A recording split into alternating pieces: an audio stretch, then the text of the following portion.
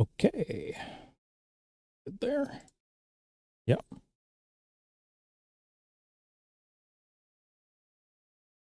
Okay.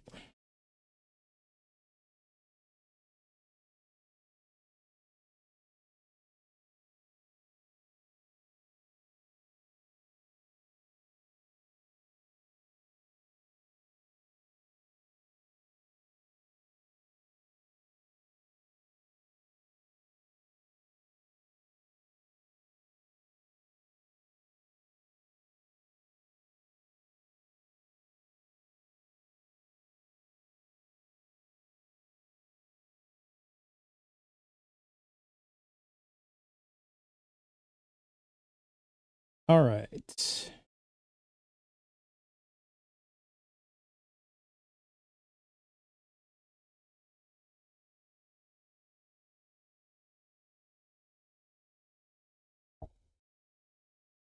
Okay, that looks pretty good.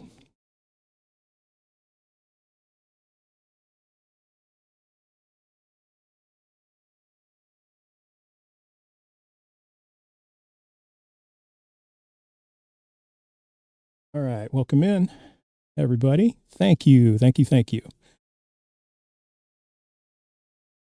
All right.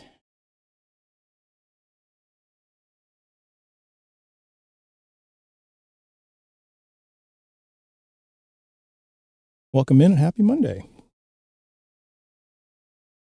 We'll wait for things to get going here.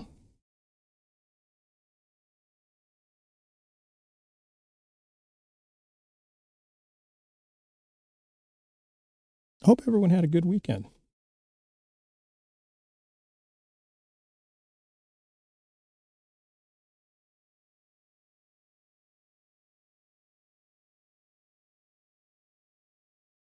I had a pretty good weekend.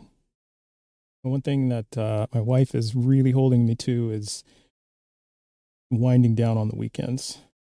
And I'm glad she's doing that because that actually helped a lot.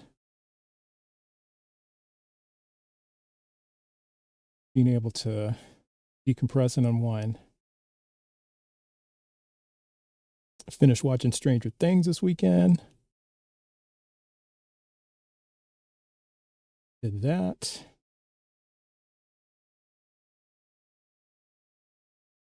And had nice conversations with people in Discord off and on all weekend. There was some fun things happening in the Discord. So that was fun. That was nice. We're talking about putting together a karaoke night. I don't know how we're going to do it tech wise, but we're going to work on it. See if we can. So let's double tap that screen. Let's get some likes going. And that helps the algorithm. Let's also share the live. Do everything we can to support the live. Thank you, Ember.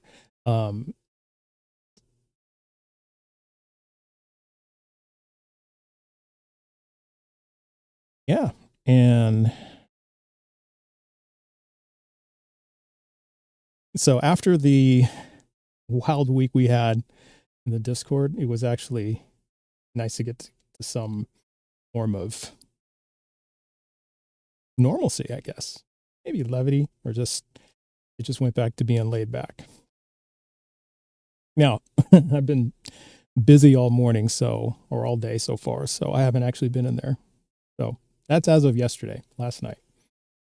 Things might have changed today, but I doubt it. So thank you for the likes and the populars and the hearts. Thank you very much.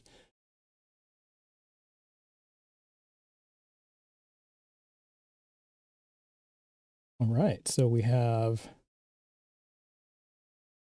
gave my Bible to the library today. Cashew, you're unemployed 24/7? Well, you should probably look for work if you're feeling bad about it.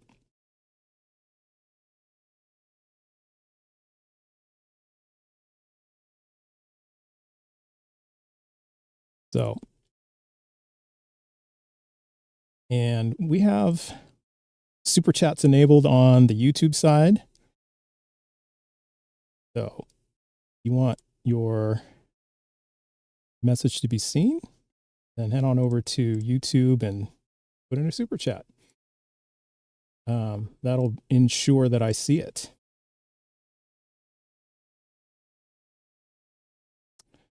So what I mean by just is the dictionary definition of just, which is that which is fair or morally right. So what's your evidence that God is fair or morally right?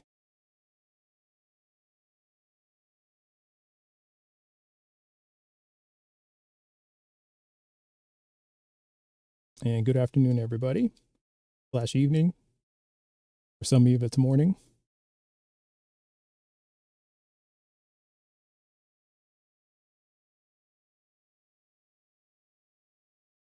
And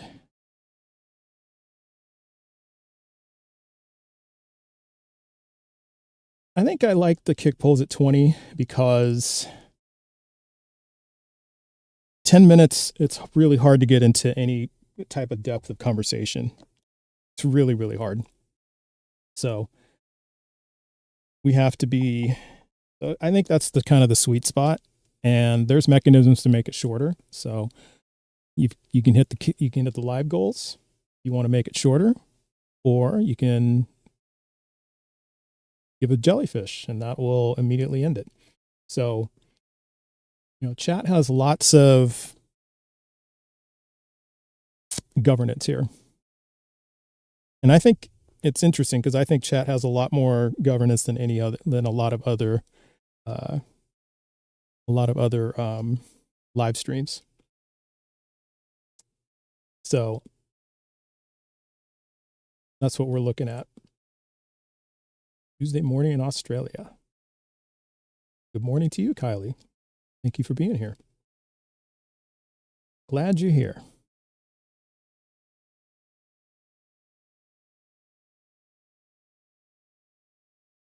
So if you're in my live guest queue for TikTok, I'm still working on the live capabilities for YouTube. I'm like getting closer and closer. I ordered a part this weekend and it turns out I have the wrong part. So I was pretty frustrated about it earlier before I got on, but I'm over it now because I keep reminding myself, control the process, not the outcome. So I'm controlling the process, but turns out I have the wrong part. So I ordered the right part, should be here tomorrow. And I'm doing everything like together. So I'm enabling like an all-in-one background interface and all that stuff. So everybody sees basically the same thing.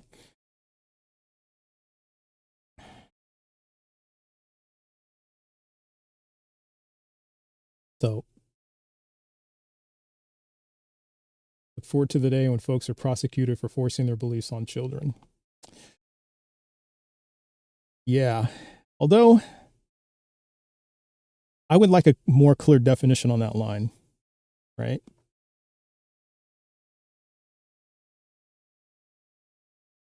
Yet I know what you're saying about that, Gonzo. I hear what you're saying.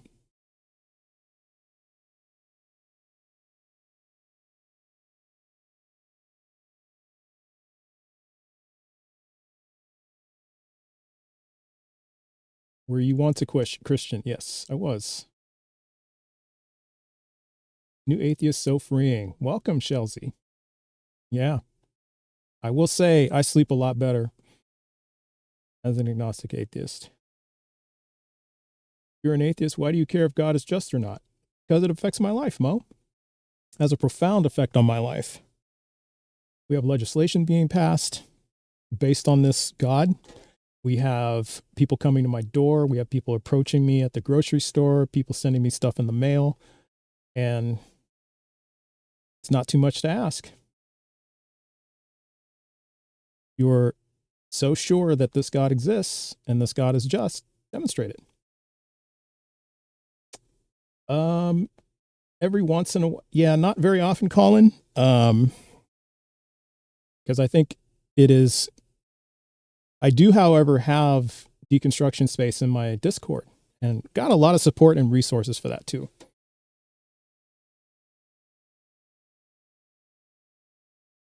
So I go by the dictionary definition of just. What do you mean by just? What is your definition of just?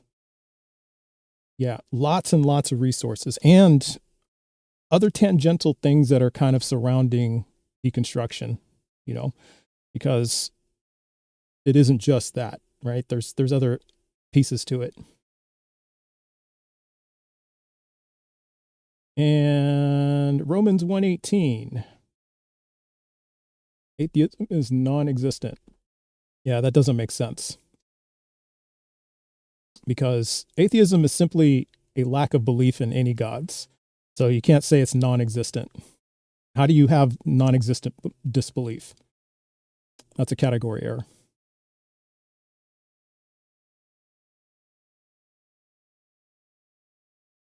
So Mom's lost her battle, y'all. Man, I'm sorry to hear that, Fishing. Sorry to hear that. I think human beings have morals built into them from the get-go. I will say, Gonzo, that we have strong evidence that infants from about 6 months on have empathy. They display traits of empathy. And so if that's the case,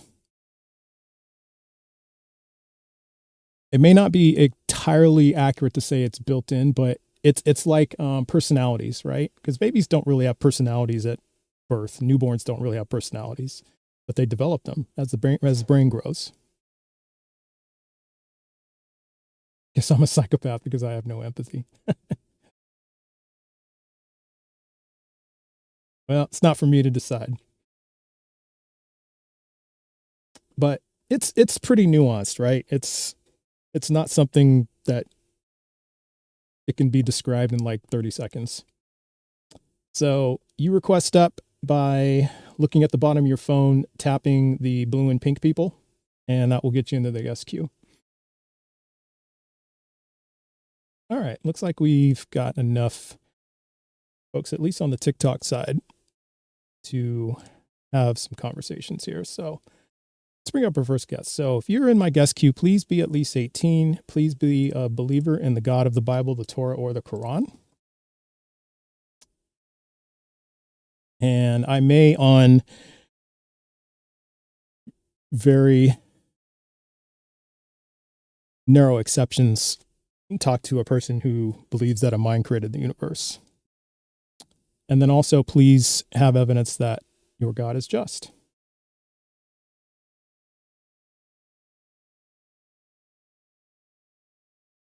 So let's see nobody's in the guest queue yet. So if you want to talk, request up and give us your evidence that your God is just.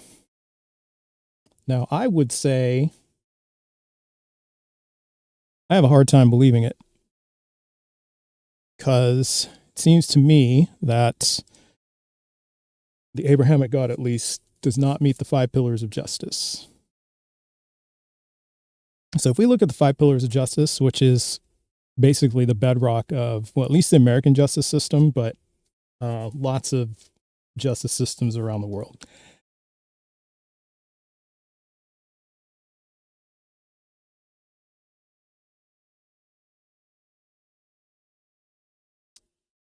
So there's impartiality, which we look at the Bible. We don't have that. We have proportionality. We definitely don't have that. Agency and personal responsibility. We don't have that. Due process. We don't have that. And non-arbitrariness. That's 4. Don't have that. And prevention of unnecessary harm. We don't have that. And so that's a problem. So let's have some evidence that this God is just. But it's just funny because a lot of people want to talk about God existing, but when we get to what evidence do you have that your God is just, I get a lot of silence. You're using it from a legal point of view. That should be the basis of how we do it. How else would we do it? Because legality and morality are pretty tied together. So if you want to provide evidence that your God is just, request up. Tap the blue and pink symbol at the bottom, the blue and pink people at the bottom, and request up. Or blue and red, or pink, however you want to see it. And so please be sure that you have evidence. So asking questions isn't lying to people. Yeah. And so what you're saying, user 599, is that five pillars of justice don't exist? Is what are you saying? All right. So we have our first guest. So again, please be at least 18. Please have evidence ready that your God is just, and please also be a believer in the God of the Bible, the Torah, or the Quran. And all right, let's bring up Nathan Wins. How's it going? Yo. How old are you? All right. 18. What year were you born? 2007. Okay. My birthday was on December 18th. Happy birthday. All right. Late, but yeah, thanks. Yeah. All right. Which God do you believe in? Jesus Christ. Okay. And then what is your best evidence that this God is just? My best evidence is Start with that. knowing that there is no evidence. And in the Bible, it explains multiple times that we are supposed to just rely on faith. And even do you believe that Jesus existed at least? Yeah, but that's not relevant to this discussion. So what makes faith, how does faith demonstrate that God is just? Explain that, say that again. I didn't hear you. What? You said there is no evidence, but we have to rely on faith. So how does faith demonstrate that God is just? He wants us to rely on him because right now you rely on your own understanding and you think that you're the one that's in charge. So if that makes sense. Okay. So we have like psychopaths and serial unalivers who kidnap people, and they want them to rely, they want their victims to rely on them until, they're unalived. So does that make them just? Does that make them just? Yeah. Just because you're saying for their faith? No, because you're saying that you said God wants us to rely on him, and that's what makes him just. So how does that make him just? Because serial unalivers and psychopaths do the same thing with their victims that they kidnap. So does that make psychopaths and serial unalivers just? That's a question that I actually, do not know. Okay. And there's a lot of things that you don't have answers to because once again, you don't understand everything. Do you have any evidence that God is just? My point of evidence is that there is no evidence. But if you look around you. All right. So thanks for coming up. So if you have no evidence, so if your point of evidence is you have no evidence, that's a circular argument. And that's not what we're talking about here. If everything in the Bible is true and there was evidence of God, would you convert? Of course I would.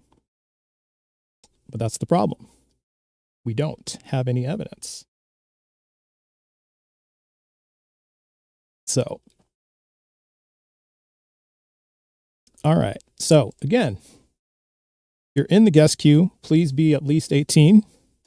Please believe in the God of the Bible, the Torah, or the Quran, and please have evidence that your God is just. So, I would convert if there was evidence to convert. And if everything in the Bible was true, and there was a sufficient reason for what looks to be unnecessary suffering, a sufficient moral reason, yeah, why wouldn't I? So we're talking about, is God just? All right, let's try this again. So pick the next guest. Oh yeah, that was what I was supposed to do, and I forgot to do it. But it didn't matter because it was only like a 2-minute chat. But I'll remember to do it this time. All right, let's take the next guest. How's it going? Hey man, good. What about you? I'm doing well. How old are you? I'm 28. All right, 28. And which God do you believe in? The God of the Bible, the God of the Torah, or the I God of the believe in Quran? Allah. Allah? Quran. Okay. All right. And then what is your best evidence that Allah is just? Well, how would you define justice? The dictionary definition. That which is morally right and fair. And what is morally right for you? And yeah, Okay. what would you say is morally right? What I would say is morally right?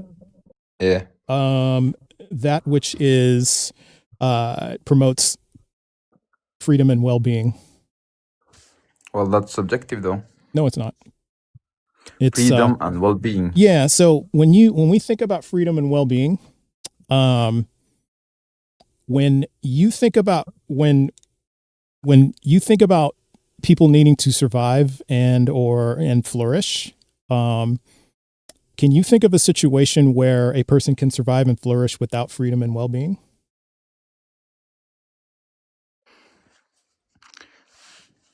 Without freedom and well-being. Yeah. What situation would a person survive and or flourish? We'll say flourish without freedom and well-being.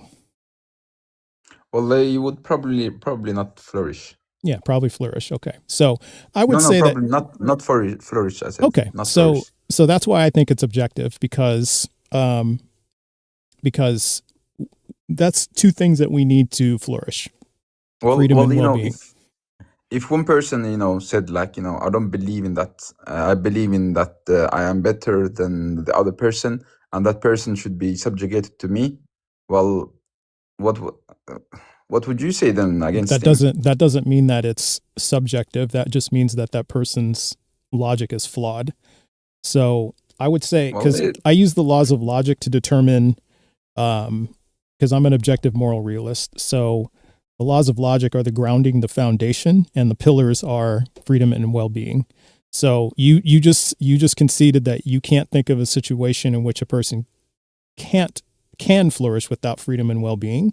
And so I call that, I would say that just for simply existing, we have a right to freedom and well-being.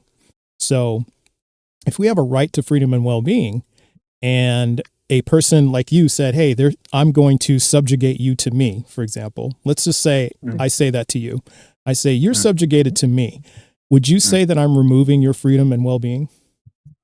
Yes, you are. But okay. And so would you at the same time, would you say I'm exercising my freedom and well-being? Yeah. That's a contradiction because that violates the law of non-contradiction. So that makes it immoral. So we can look at any situation, any moral situation in that framework, and we can come up with, a moral framework based around that. Yeah. So back to you. You actually had a good point, though. Actually had a good point. Yeah, This is the first time I'm hearing someone, connect morality to logic. Yeah. So back to you. What's your evidence that Allah is just? Well, my evidence, it would be that it is from the Quran, and I would say, I've come to a conclusion that there must be a God out there, and I fell to the Quran to tell me about the real God that I do believe in. So I think everything God does is justice. Okay, He doesn't do injustice. Everything God does is justice. Okay, so we have what are called the 5 pillars of justice, and they are the foundation of what just about every justice system in the world is built on. So, so the 5 pillars are impartiality, proportionality, agency and personal responsibility, due process and non-arbitrariness, and prevention of unnecessary harm. So let's just start with prevention of unnecessary harm. We'll work our way backwards. So would you say that would you say that all harm in our existence is necessary? All suffering? Not all suffering, no. Not all suffering. Okay. And Allah created this existence, right? Yeah. Okay. So Allah allows unnecessary suffering. And And for what reason? For what reason? It is to test us to see who does good and who does bad. Okay. And who is the test for? Because if Allah, you would agree Allah is all knowing, right? Yeah. So why would he need to test us? Who is it for? Well, he's testing us because when it comes to Judgment Day, we don't have any excuses. If we haven't been through the test, it would be injustice of him to just send us straight to hell or heaven. Yeah. Now Allah knows our minds and hearts, right? Yeah. And he also knows, so Allah knows our minds and hearts, and he also knows what our what our outcome will be. Yeah. Yeah. So if that's the case, then Allah knows, like, if a person is going to be a serial unaliver, Allah knows that that person, if that's the person's outcome, then Allah creates that person anyway. Yeah. And for what purpose? Because if Allah knows what the outcome is, then why would Allah create that person anyway? Why not just send them straight to the lake of fire? Well, he doesn't send us straight to the fire because it would be, like I told you, it would be injustice to get judged before you do the act. I'm saying, though, even though he knows. Yeah, he knows the outcome. So is there any way, if Allah knows the outcome, and you would agree Allah's knowledge is perfect? Yeah. Okay, so is there any way that person could be anything but a serial unaliver if Allah knows that person is going to be a serial unaliver? No. Okay, so what I'm trying to understand then is, why would Allah allow that person to live on earth in the first place? Because all they're going to do is just make people suffer, right? Yeah. Well, there are good people and there are bad people in this world to test us. Let's say Ahmed. Let's say that serial killer. He took one of my family. Mm-hmm. Well, then God would test me to see how I would react to it. If I would do good after that, do bad. But God already knows how you'd react to it, right? Because he knows your mind and heart. Yeah. So why would he need to test you? Because he already knows, right? Yeah, he knows, but we don't. Right. Why is it important for us to know? Well, it's not that important as to know, because we don't know what we will do. Right. We don't know what we will do, but under Allah's world, under Allah's eye, why is it important that we know? Because he's a just God. He's a just God, and like I told you before, he wouldn't send someone straight to hell before they commit the act. I understand. Let's say he did send us straight to hell without us committing any act.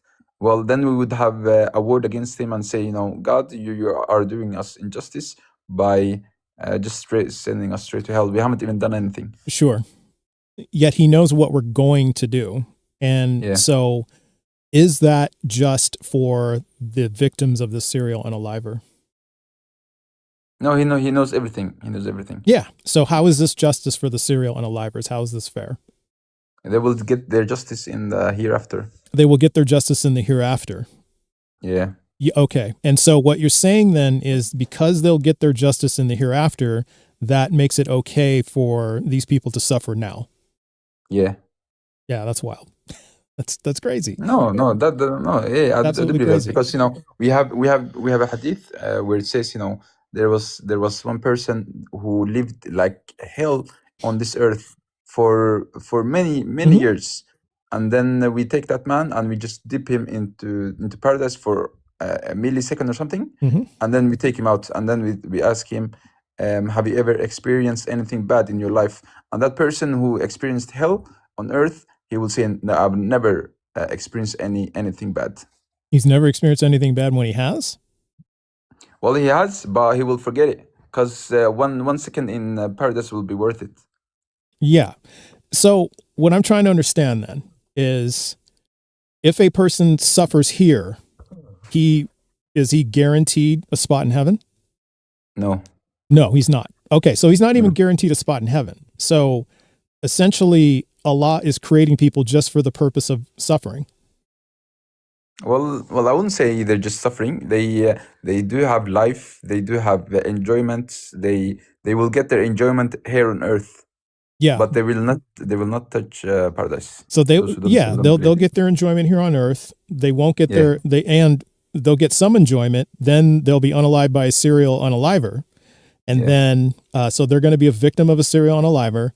Then there's no guarantee of heaven. So they were Yeah. here so their purpose was to be a victim of a serial unaliver and to suffer. That Yeah, was no problem. Because that was their end purpose. No problem. yeah, no problem. Because you are taking it as a given. You don't. Who gave you that right to claim anything? Who gave me the right to claim anything? Well, my Yeah, logic and my no. I mind. mean, like who gave you like the right to have ownership or to be who Ownership gave you over my rights? life? Not your life necessarily, but ownership of. Well, I just told you, by simply existing, we have a right to freedom and well-being. Well, who So gave you that right? Yeah. Who gave you that right? simply existing. So my parents gave me that right. Your parents gave you that right? Yep. By birthing me. So Well, I would the disagree. moment I was birthed, I am entitled to freedom and well-being, because you, like I said, you had already conceded that you can't think of a situation where a person can flourish without freedom and well-being.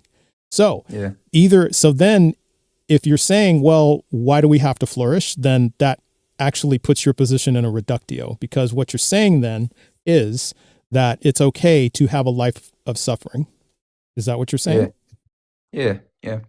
It's okay. Yeah, it's okay. Yeah. What purpose? Well, our purpose here on earth is to worship God. So if you're not doing your purpose, you don't have any right in this.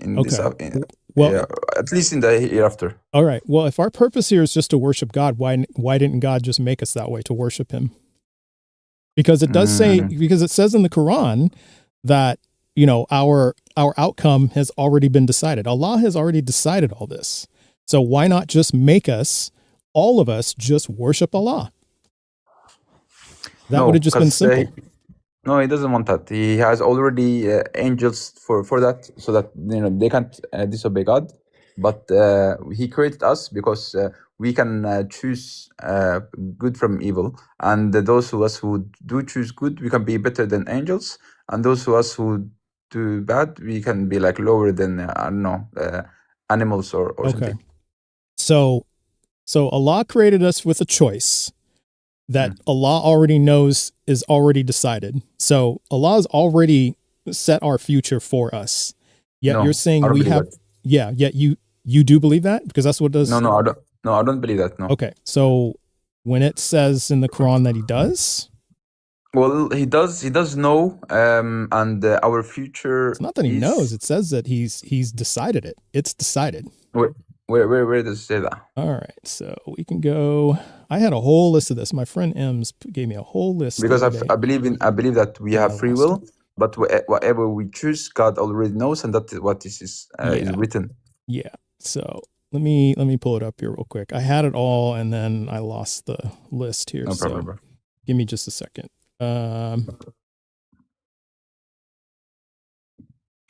Let's see.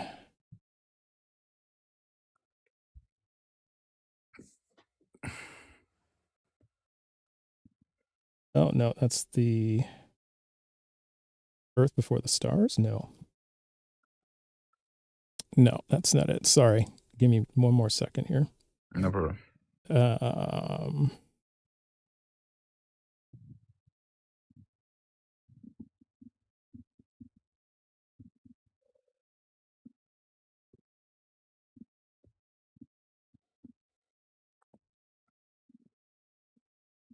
Okay. Let's see. I believe 2:7. We can start with that. Oh, yeah. Okay. Here's the list. So we look at 5449. Let's see what that says. Indeed, we have created everything perfectly preordained. So everything is predetermined. What it says. Can you read the whole verse? Well, it says everything perfectly preordained. So, but we can read the whole thing. Yeah. I'm not going to go through the entire surah, but we'll No, go no, a few verses back. Indeed, we have created. So one, on the day they will be dragged into the fire in their faces, they will be told, taste the touch of hell. Indeed, we have created everything perfectly preordained. Our command is but a single word done in the blink of an eye. So that's one. Let's see. Let's look at this one.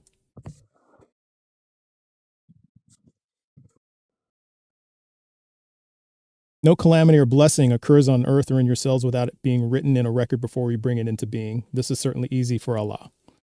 So there's already a record of everything that happens. Yeah. Okay. Yeah, it is. It is, yeah. Yeah, so it's already predetermined. No, I wouldn't say it's already predetermined. Okay, but if it's in a record, who wrote the record? God. God wrote the record. Okay. So God wrote the record, but God wrote the but, you know, record, and it's already written down, right? We choose what is written. Yeah, but it says no calamity or blessing. So it's a calamity or blessing. No calamity or blessing occurs on earth or in yourselves without being written in a record before we bring it into being. So what that means is that every calamity and blessing that occurs is written in a record. And you just said that God writes that record. Can that record ever be wrong? The record cannot be wrong. Cannot be wrong. Yeah. But if I'm not mistaken, I think that it could be rewritten. If I'm not mistaken, I don't want to say something that's incorrect. But yeah, it could be rewritten. So I'm not quite sure. I'm not quite sure on that point. So, Surah 76:30. And you do not will except what Allah wills. Indeed, Allah is ever knowing and wise. So, but you cannot will unless Allah wills. So if Allah wills it, you can do it. But if Allah doesn't will it, you can't do it. Yeah, right? Everything is according to God's will. Yeah, everything is according to Allah's will. So that means you can't do anything without Allah's will.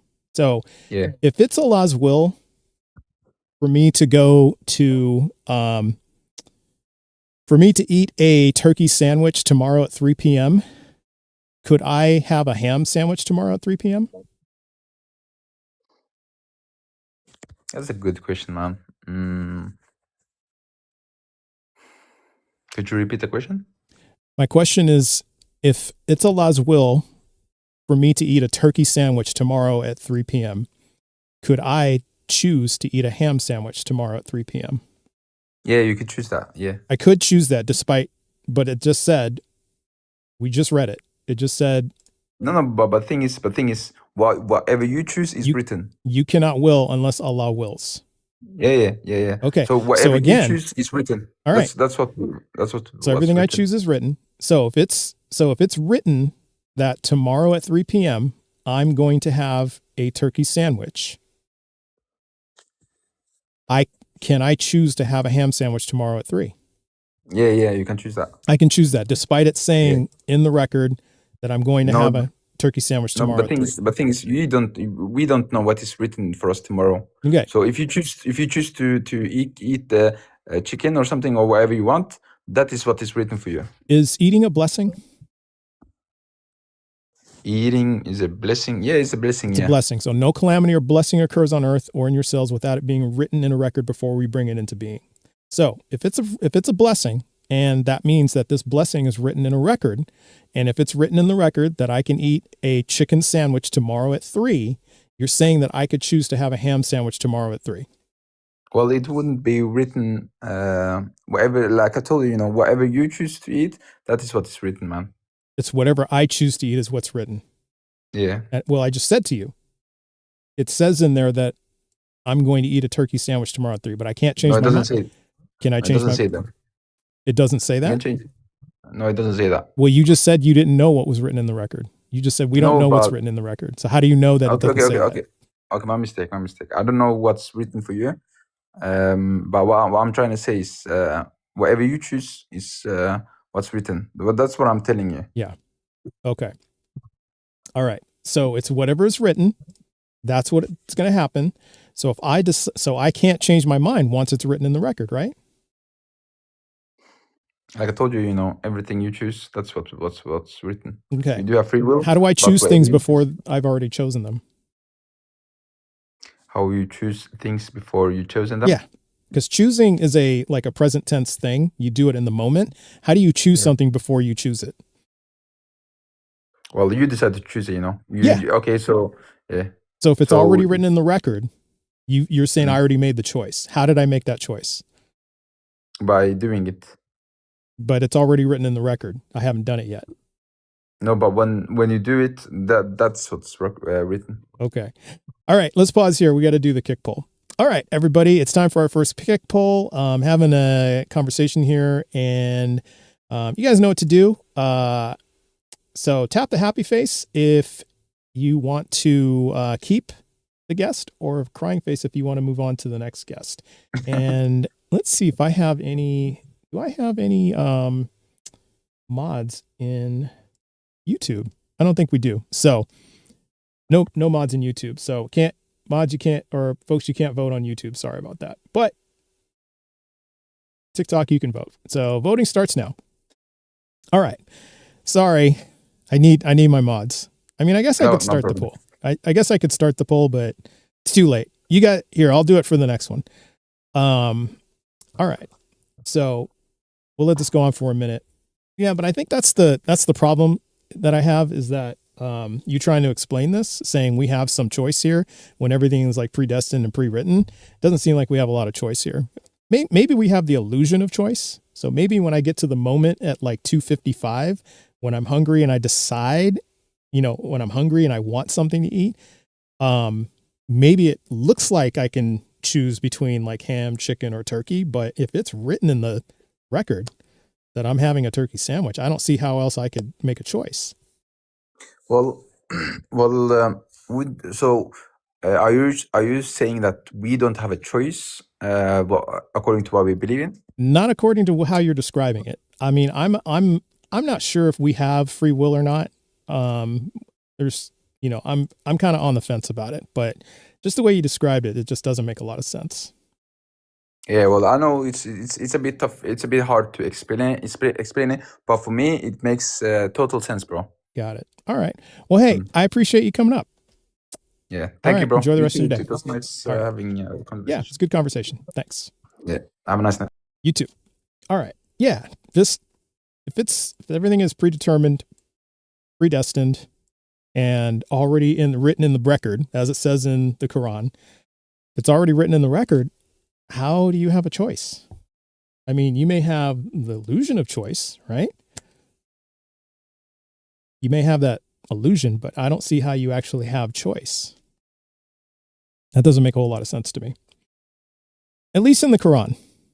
Because it's all over the Quran, where it says you don't do anything unless Allah wills it. So if Allah wills me to have a ham sandwich, I ain't having anything but a ham sandwich. It's just that simple. All right. So we have a mod announcement. So incoming mod announcement. Oh no, we're not having this problem again, are we? No. No. All right, let's try it again. All right. Sorry, Ember. So they've been having problems connecting since like Friday. And this, it just really sucks because they have to restart like their entire app, and just, it's a pain in the ass. So I'm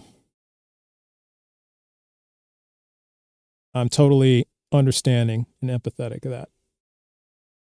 All right. Well, we'll get to the second guest, and then I may even pause so that they can get their announcement out, because it's pretty important. So yeah, TikTok is the only join feature. So if you want to talk to me, YouTube, I'm like getting closer and closer. But like I said at the beginning of the show, I'm waiting for a part to come in because I'm trying to do an one interface, one singular interface. So that's what I'm looking for. All right. So what we're looking for is evidence that God is just. Also, if you're in the guest queue, please be sure that you're at least 18. You believe in the God of the Bible, the Torah, or the Quran. And then again, you have evidence that your God is just. All right. So let's go to our next guest. How's it going? I'm doing good, man. Doing good to hear. And how old are you? 27. All right. And which God do you believe in?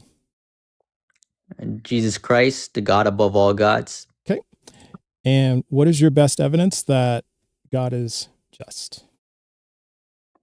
Best evidence that God is just, well, if you believe in the God of the Bible, Christian God, Jesus Christ, he's the God of Israel. And as you know, the Jewish people were his original chosen people.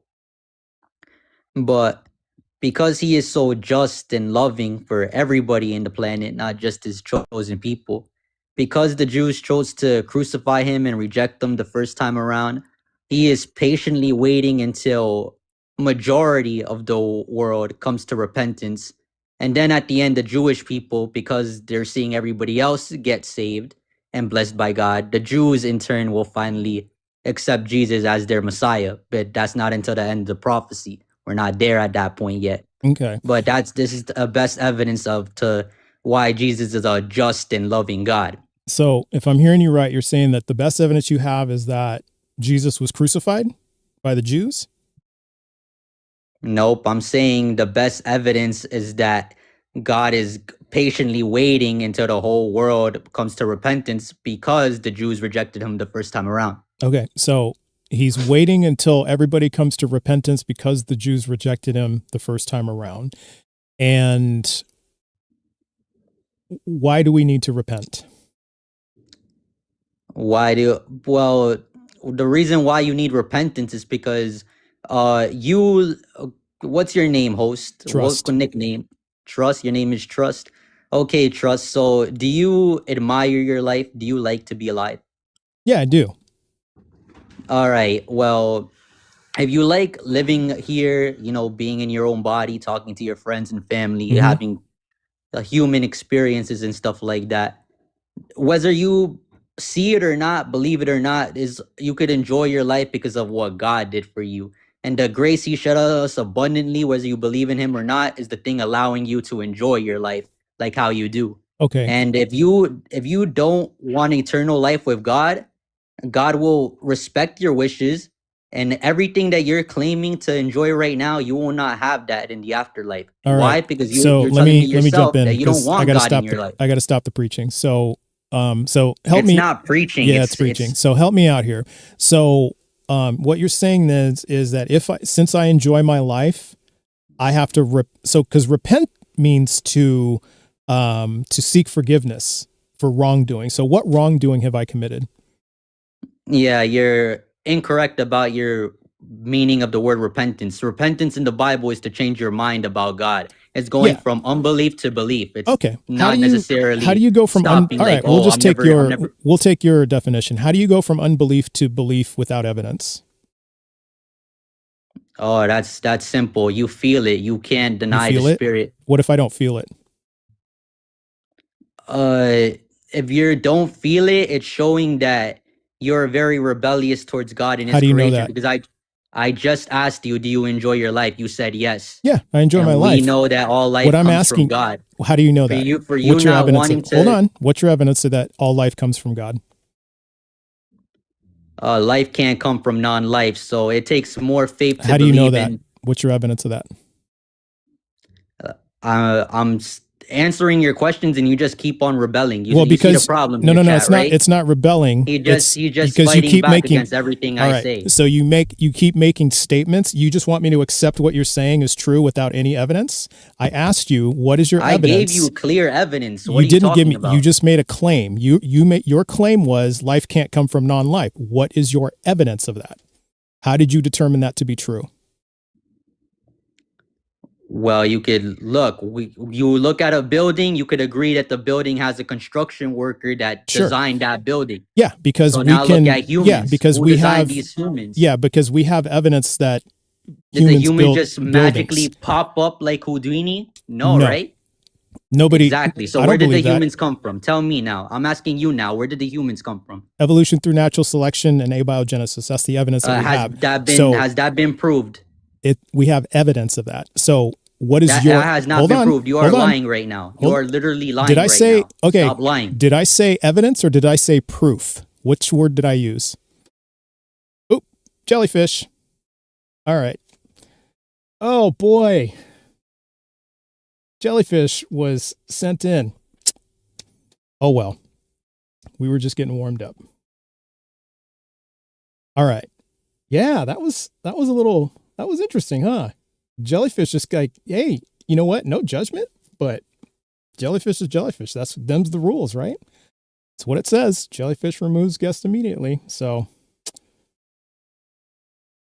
all right, let's try this again. I think it's going to work. It's going to work this time. God damn it. Motherfucker. It's not working. God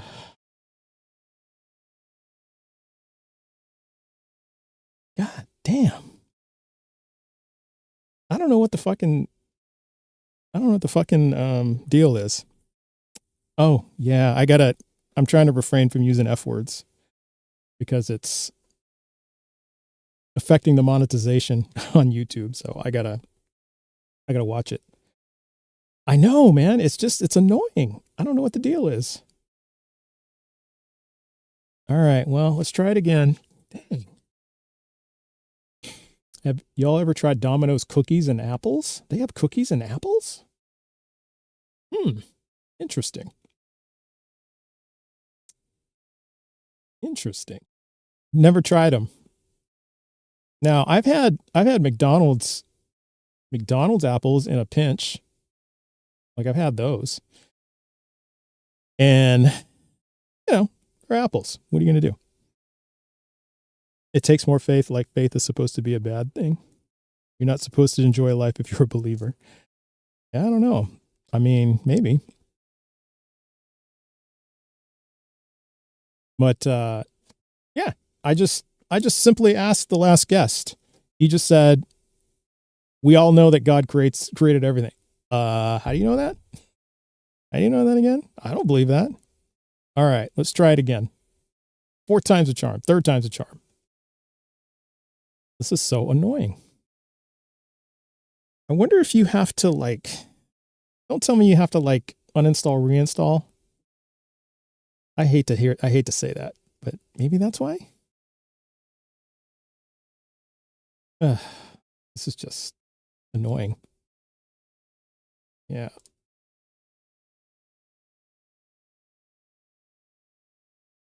Threaten to call ICE. And who's he going to call ICE on? Who are they going to call ICE on?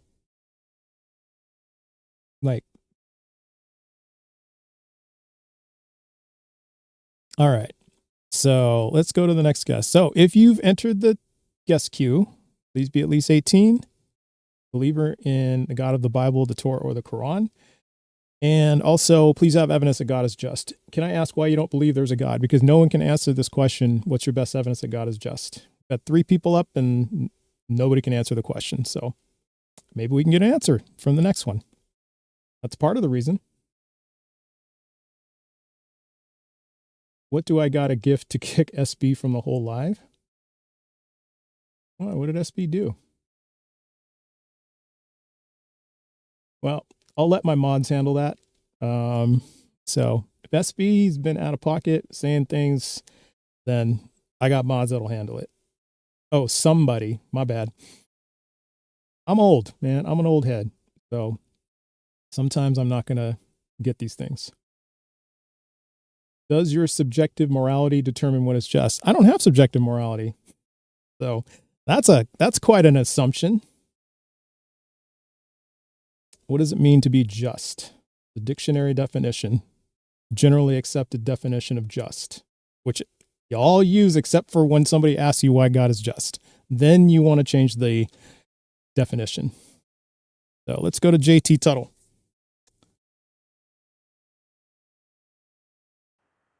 How's it going? How you doing, Big Trust? Yeah, I'm doing Trust, well. that's your name? You'll Yep. call you Trust. Yep. Trust is good. Nice, man. Yep. So I am going to present the case from the Bible. Okay. And I'm going to specifically go off of the Christian doctrine. Okay. Before you go on, if you don't, yeah, I don't mind at all. But before you go on, I do need to know your age for TikTok purposes. I am 33. Fantastic. Okay. And then you believe in the God of the Bible, and then you're just about to present your evidence that God is just. So, all right, go ahead.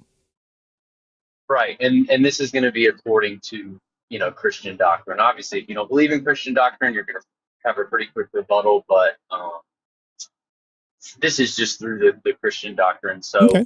I'm sure you're familiar with it, but obviously, like the previous guest kind of hit on, he didn't really touch on it in the best way. But if you're coming from the premise that God created everything, and that He gave Adam and Eve free will, they ate from the tree of the knowledge of good and evil. Bada bing, bada boom. There's sin.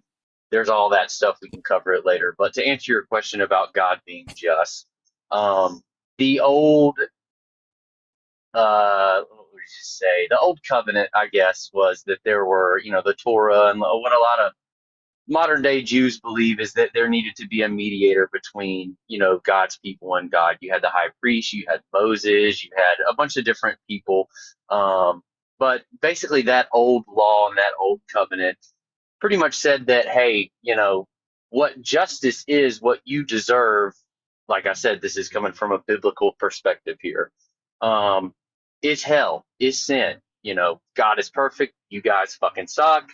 You need to, sacrifice this, sacrifice that. You don't need to wear these types of clothes, yada, yada, yada. So the premise is that justice for any person, ultimate justice, and based on kind of the definition that you've been saying, would be eternal damnation. That is what justice would be, because we are all sinners, right? And, God said, do this, you aren't doing that. You guys are all going to go to hell, burn forever. Great. The Christian doctrine basically kind of follows up on that.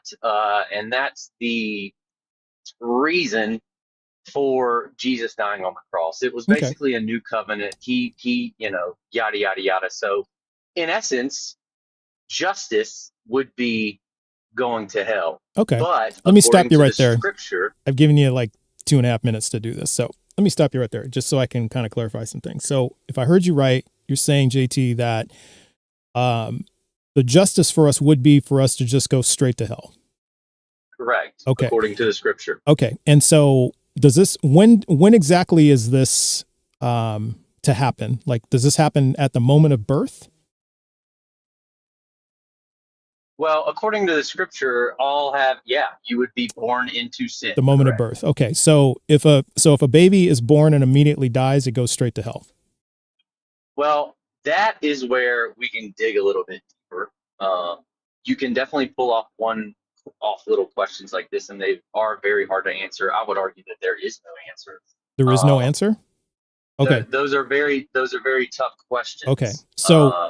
So then it's not, so newborns may or may not go to hell. How about 1-month-olds?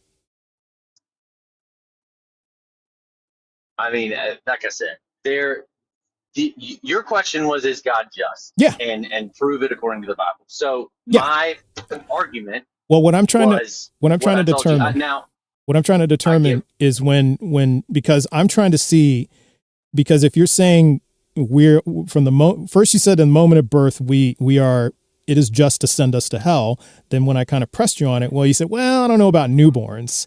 So under what circumstance, because you said it's an I don't know, right? You're not sure. Under what circumstances would it be just to send a newborn to hell? And so it's a very good question.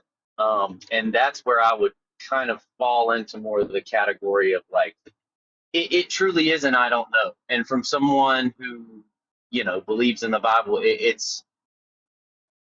there's not a clear answer on it. You're It's not a exactly clear right. Okay.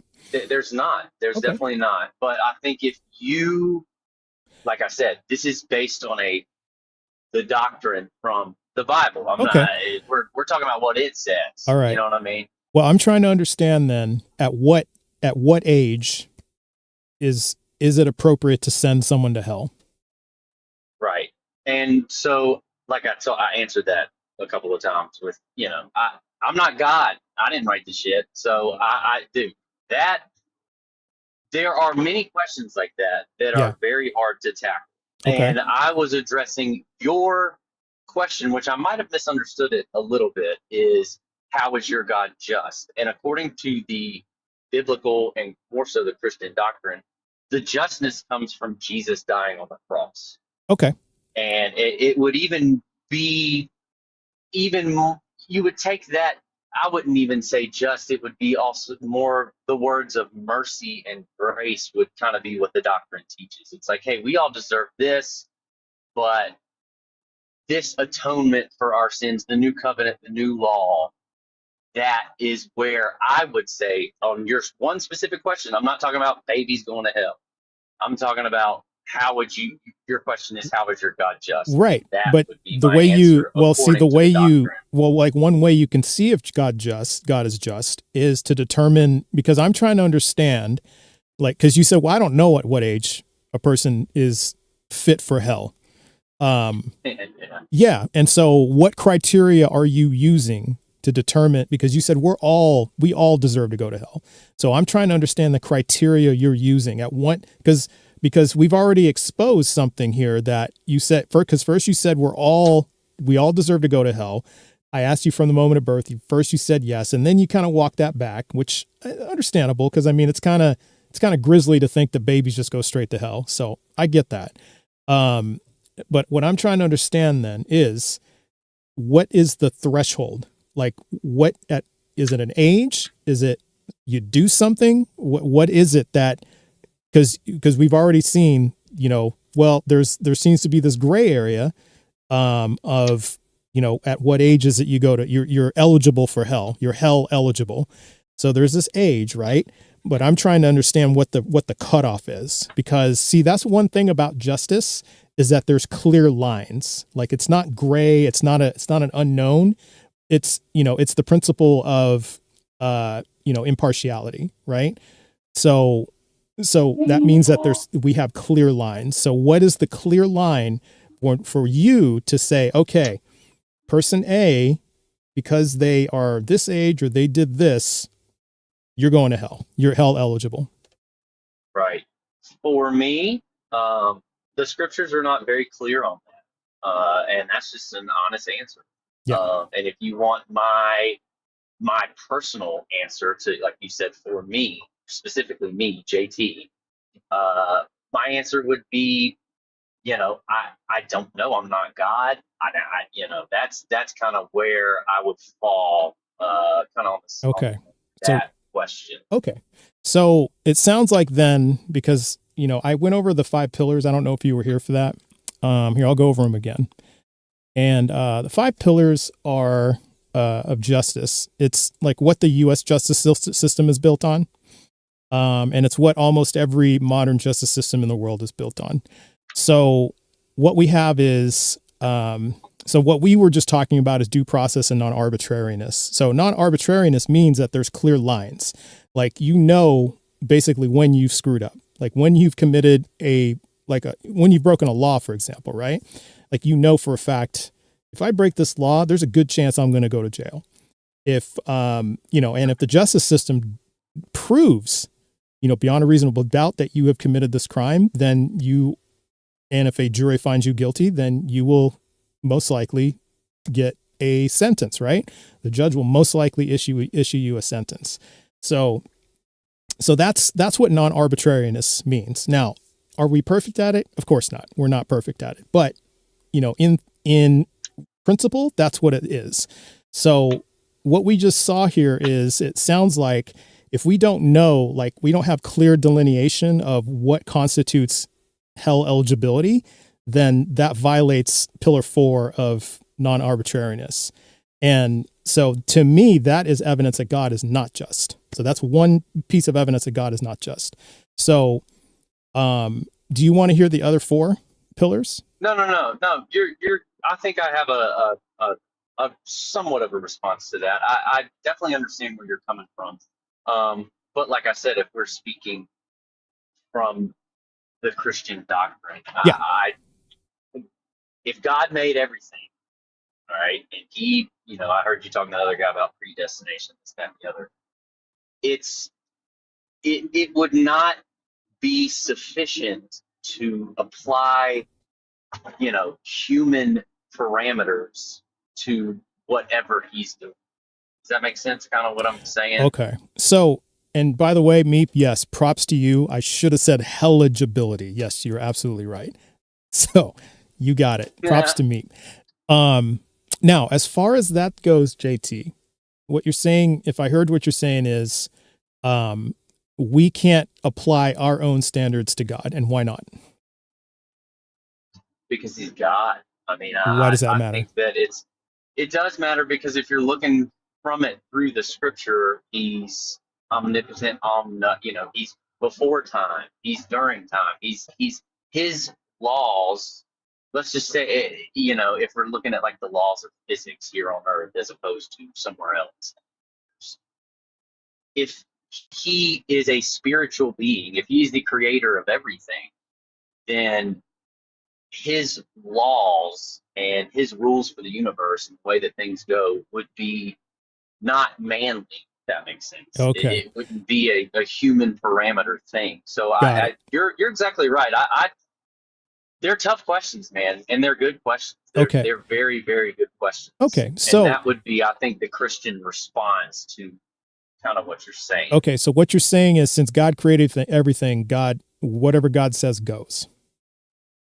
Yeah, I mean, I think there's a verse in the Bible that talks about, doesn't the potter have control over his clay or something like that? Yeah. Like, it's essentially more like, I think that's Romans, if he made it, he can do whatever he wants with it, Okay. right? If we're assuming from, like I said, you're asking, and I feel like we're kind of mixing theologies here, and it's kind of tough to have a good discussion about it, because it's like you jump from the Christian theology to regular, and I hear what you're saying, but yes, there's another layer of questions there that are very obvious, but it's more like, hey, this would be the answer based on the Christian doctrine. Okay. This would be the answer. All right. According to that. So we can kind of test this whole whatever God says goes. Okay. So are you saying that, so under what circumstance, JT, is it justified?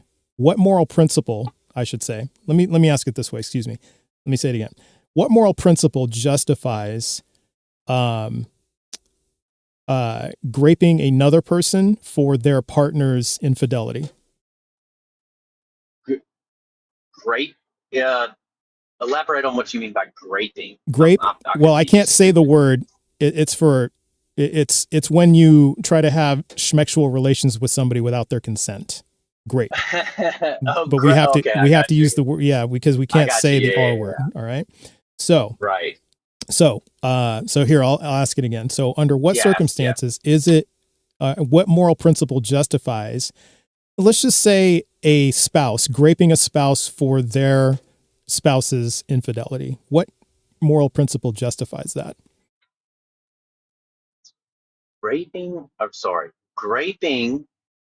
spouse. I'm misunderstanding your question. The grape's not throwing me off. It's the back end of it. Okay, so let's just say there is a married couple, all right, and one of the spouses has commits adultery. Okay. And so what I'm asking you is, and the punishment for the spouse, for the adulterer, is for their spouse to be graped. So I'm asking you, under what moral principle is that justified? I mean, I don't. I think I'm misunderstanding your question. I'm not going to ask you to say it again. This is on me, not you. But That's fine. I'm just take me to where you're going with this question. That might Yeah, help I'll a take little you. bit Well, more. do you understand the bones of the question? Do you see what I'm saying? It's one person getting punished for somebody else's wrongdoing, Right. and using grape as a punishment. Okay. And okay. So that's And what then I'm asking you. I'm asking you, under that's what moral principle is that justified? that doesn't seem very morally justifiable to me. Perfect. Okay.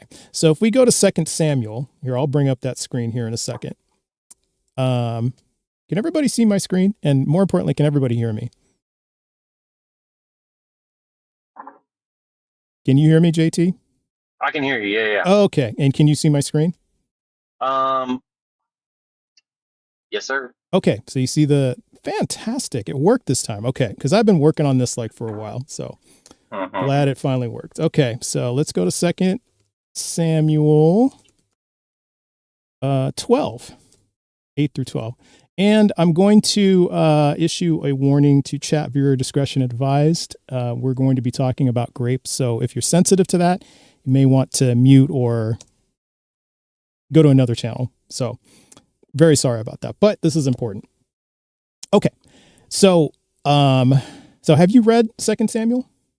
I'm not a 2 Samuel scholar, but I've read it. You've read it? So I assume you're talking about the whole David thing, David and all Bathsheba. that Yeah. stuff. David and Bathsheba. Right, Yeah. right. Correct. So here, let me bring it up just a little bit higher so everybody can see it. And so specifically what we're going to look at is now 8 through 10 just kind of gives us the synopsis of what happened. This is why God's pissed off. God's pissed off because David, took Bathsheba, got her pregnant, sent her husband Uriah into battle to have him unalived so that he could hide the whole thing. And of course, Real bad boy. yeah, David did some bad things. So what it says here in verse 11, thus says the Lord, I will raise up trouble against you from within your own house, and I will take your wives before your eyes and give them to your neighbor, and he shall lie with your wives in broad daylight. So now you understand what consent means, right? Yes. Okay. So we have an acronym for consent, which is FRIES.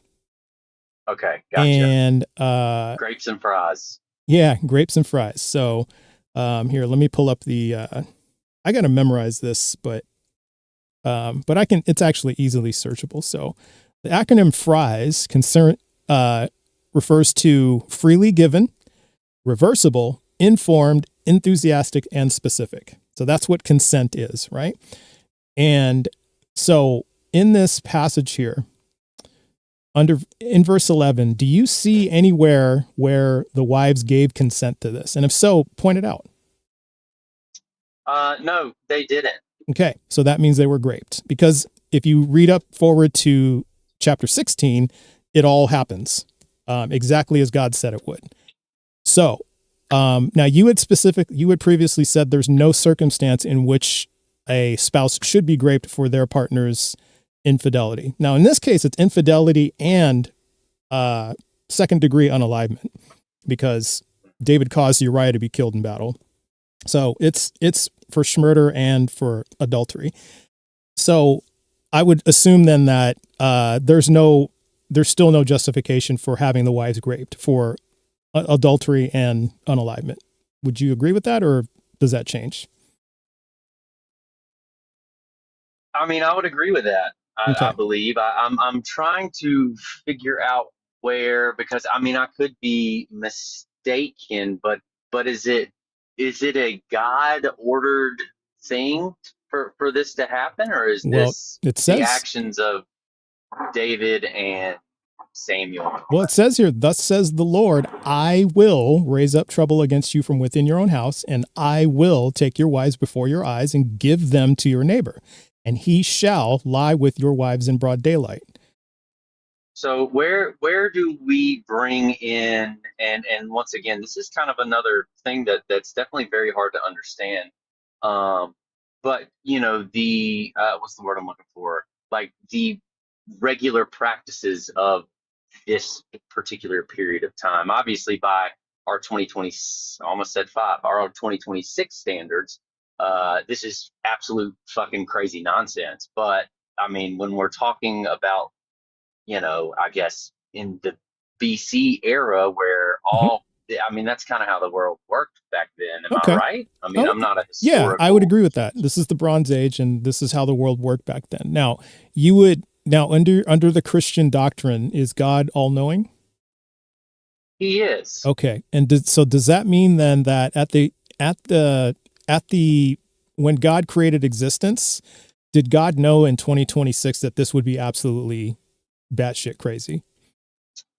He might have. I mean, I like May to think of have. the analogies. I like to think of the analogy sometimes of like, you know, it's like a big ass chessboard. Uh-huh. And sometimes we can see the pieces of the chessboard, but there may be a larger you know, something in play. But yeah, no, you make a very good point. It's definitely very, it's pretty dark for sure. Yeah. I agree with you. Yeah. So are you married? I'm engaged. Engaged. Okay. So if your partner committed adultery and covered it up by unaliving their adulterous partner's other partner, right? And then the judgment was to have you graped, would you consider that just? Well, it definitely wouldn't be just, no. Okay. So if God put this, because it says, thus says the Lord. So God commanded this, right? So if you don't consider this just, and it's pretty clear that you did say this is horrific, this looks horrific, how can we say then that God is just? Well, I think that there are multiple instances in the Old Testament. I think, you know, like the whole Canaanite issue where, you know, it's like a potential, it seems like, you know, God's telling you to go commit genocide. You know, if we pull out specific examples of, you know, which the Bible is truly a story of some messed up people doing some messed up stuff. Mm-hmm. I'm sure we could pull thousands of examples from the Old Testament and pinpoint those into one argument and be like, hey, is this fucked up or not? And obviously the answer is it's fucked up. Yeah. But like I said, based on like my original answer, the entire doctrine, you know, look into the New Testament, the Gospels, you know, Jesus, you know, who was God, you know, Trinity, yada yada yada. But you know, that's to me, it seems like there is a good argument of the Jekyll and Hyde nature between the Old Testament and the New Testament. Okay. There's some brutal stuff in the New Testament. Yeah. But like I said, from what I originally said, is God just? According to the doctrine, we all have sinned. We're sinners. We need God. How do we get to God? Okay, He sent His Son, Jesus. He died for the weight of all the sin. Therefore, He allowed us a pathway to be, you know, to not be eternally damned to hell. Okay. So from that specific, you know, like I think we're doing some tiny circle stuff here. But, you know, your original question, is God just? According to the doctrine, yes, He is. Okay. Now, can we pull out specific examples in the Bible, in the Old Testament specifically, where God was doing some crazy shit? Absolutely. All right. mean, and that's some hard stuff to wrap your head around. Yeah. But, you know, All right. I just, so. Gotcha. Well, let me close with this question, then we'll go to the kick poll. So, what moral principle justifies this action in verse 11? That's one of the questions I led with. So, what moral principle does this represent? Well, I don't know if it would necessarily be as much as a godly moral principle, but I think if you looked at the times and of how, you know, kings and concubines and everyone did their thing back then, according to the Bronze Age specific time period, it was that's what kings did. I mean, Yeah. is that not what that was kind of, so that would be my answer to that. Now, Okay. 2026, God, not really that Yeah. much, but To which we already established that God knew at the time that He issued this judgment that in 2026 this would be horrific. Now, is this fair to the wives? It's probably not, but there's a lot of stuff that Probably not. women were going through back then that probably wasn't very fair, God Okay. or not God, All right? right. And would you want this for your fiance? I mean, absolutely not. That Okay. seems like a pretty silly question. Well, then what I'm trying to understand then is, would you want this for your fiance 4,000 years ago? So if you two were living in this age, would that suddenly make it justified if your fiance were subject to this? Would that be fair then? Probably not, man. Mm, Probably not. okay. But, So 4,000 years in the day, it was probably just a little bit different. I don't know what they were thinking back then. yeah, So I can't really answer that yeah. question. All right. Well, let's go to the kick poll. So, all right. So we're up against the next one, and I'm going to restart it. So you guys know what to do. Happy face to keep JT, or crying face to move on to the next one. So I don't know. Maybe if you hey, Tiny Science. So if you decide to keep JT, maybe we'll talk about child trafficking. Let's see. All right. Let's go. All right. So voting is on for TikTok. So if you guys could, please do. And we have 105 people in the channel, so we should be able to get plenty of votes in. But yeah, like I said, if we have this principle here, like you couldn't identify a principle, and then you did acknowledge, hey, I wouldn't want that to happen to me. I wouldn't want that to happen to my fiance. I wouldn't want that to happen to me today, nor would I want it to happen, back 4,000 years ago if I was living back then. And so it seems like, according to you, it seems like it isn't okay unless God says it's okay. So is this justice, or is this power? Are you asking me, or Yeah, I'm asking you. rhetorical? Yeah. This is kind of a last question, like parting shot. Giving you a last word. Yeah. My last word, man, on this thing would be like kind of what I said before. If you're believing in God as an all-knowing deity who is outside of you, he's not bound to space and time. He's not held by the physical laws of our universe or anything like that. He literally made everything. Then I would say that his plan would probably be greater than anything that I could conjure up. So, I mean, if you zoom out, look at the big chessboard, nobody knows. That's part of faith. That's part of religion. You gotta believe in something. Nobody really, I don't have, a book I can show you where he said this or said that. There's definitely some intricacies of the nature of God that are tough to grapple, tough to handle. And that's where I think, the word faith would probably come in. I think it's very clear in the scriptures what he asks us to do.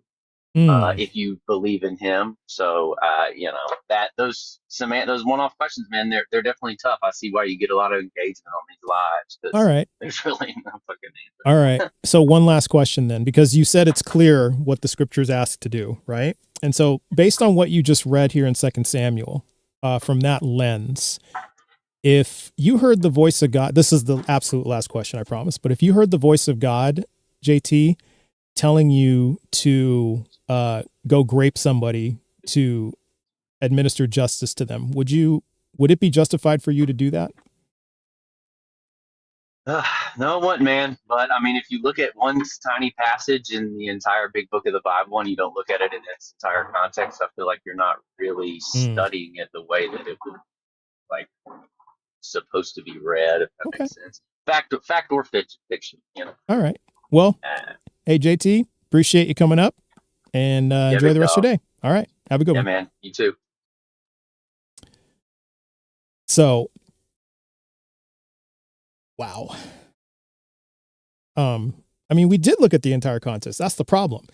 If you go into the Oxford Annotated and read this, the context that they put it in is that this is God showing his might to David, and that he is administering justice to David, even though David's a king.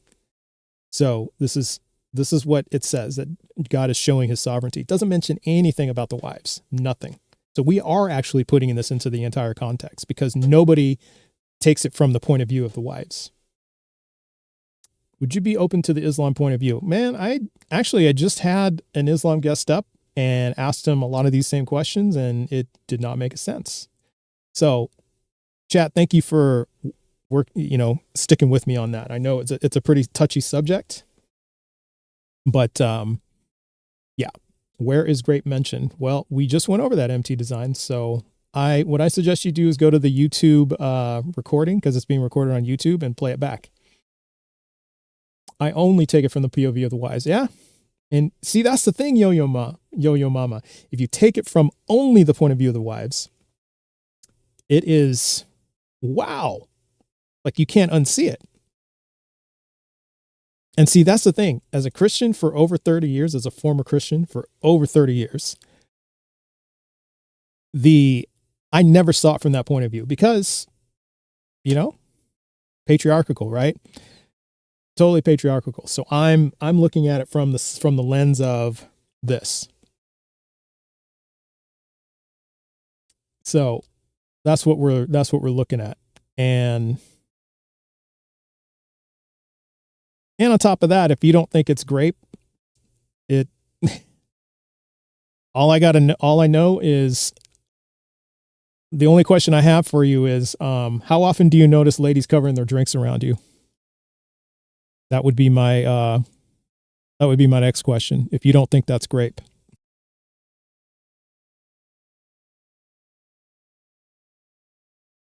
So, not supposed to try to understand the Bible. Just follow blindly and give money. Yeah.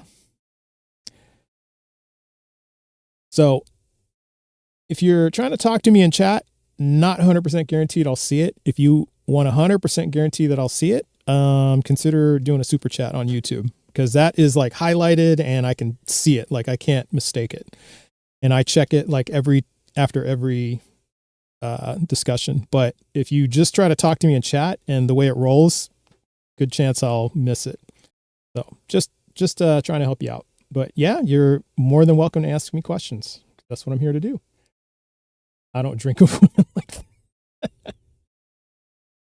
You mean the ones that you have to cover your drinks for, Rajity Dodgety, or the ones that cover their drinks around you? I mean, that really, because see, that's an important distinction.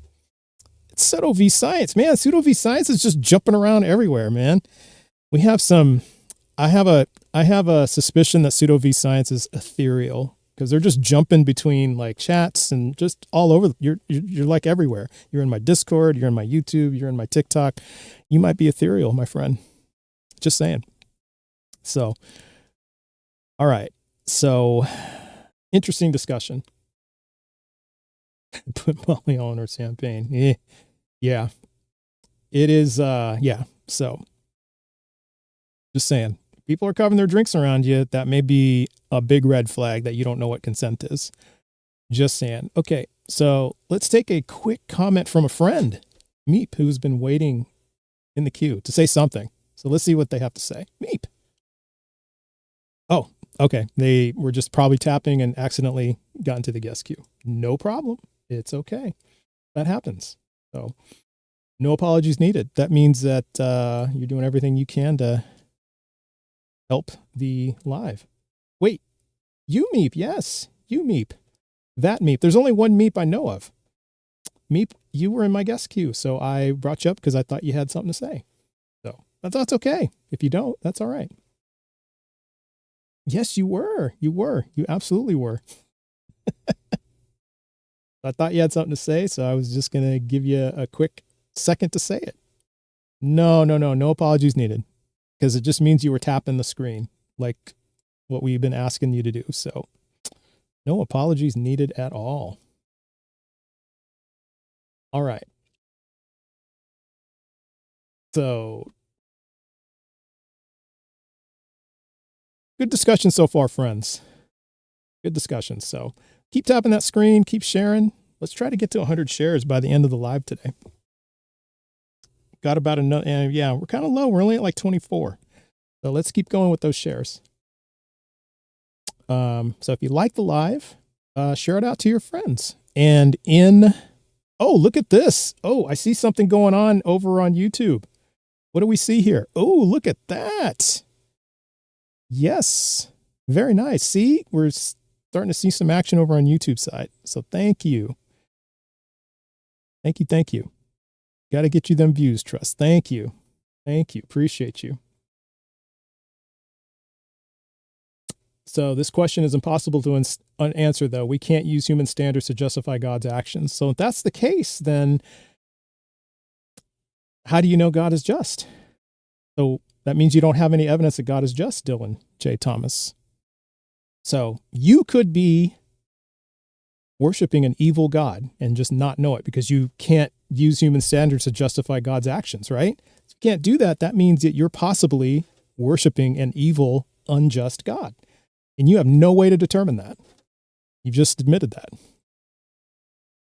And doesn't that give you pause? Isn't that a problem? Like, do you want to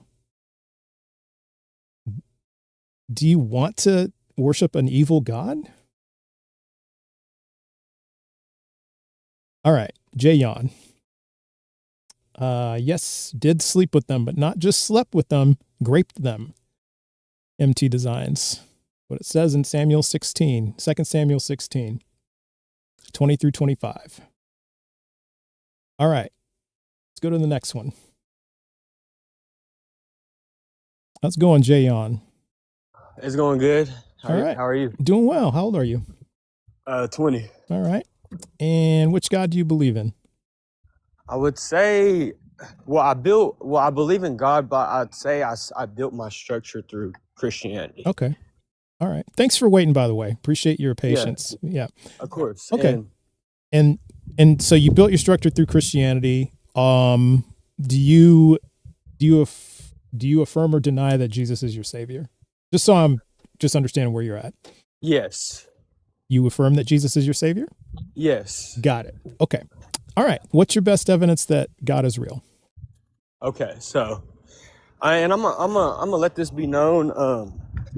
It's already so confusing as it is. Everyone is allowed to have their own opinion Sure. and beliefs. Absolutely. I agree. And there's 100%. nothing wrong with that. And I truly believe in that. And if some people move off of like science and logic, and there's nothing wrong with that because I'm with you.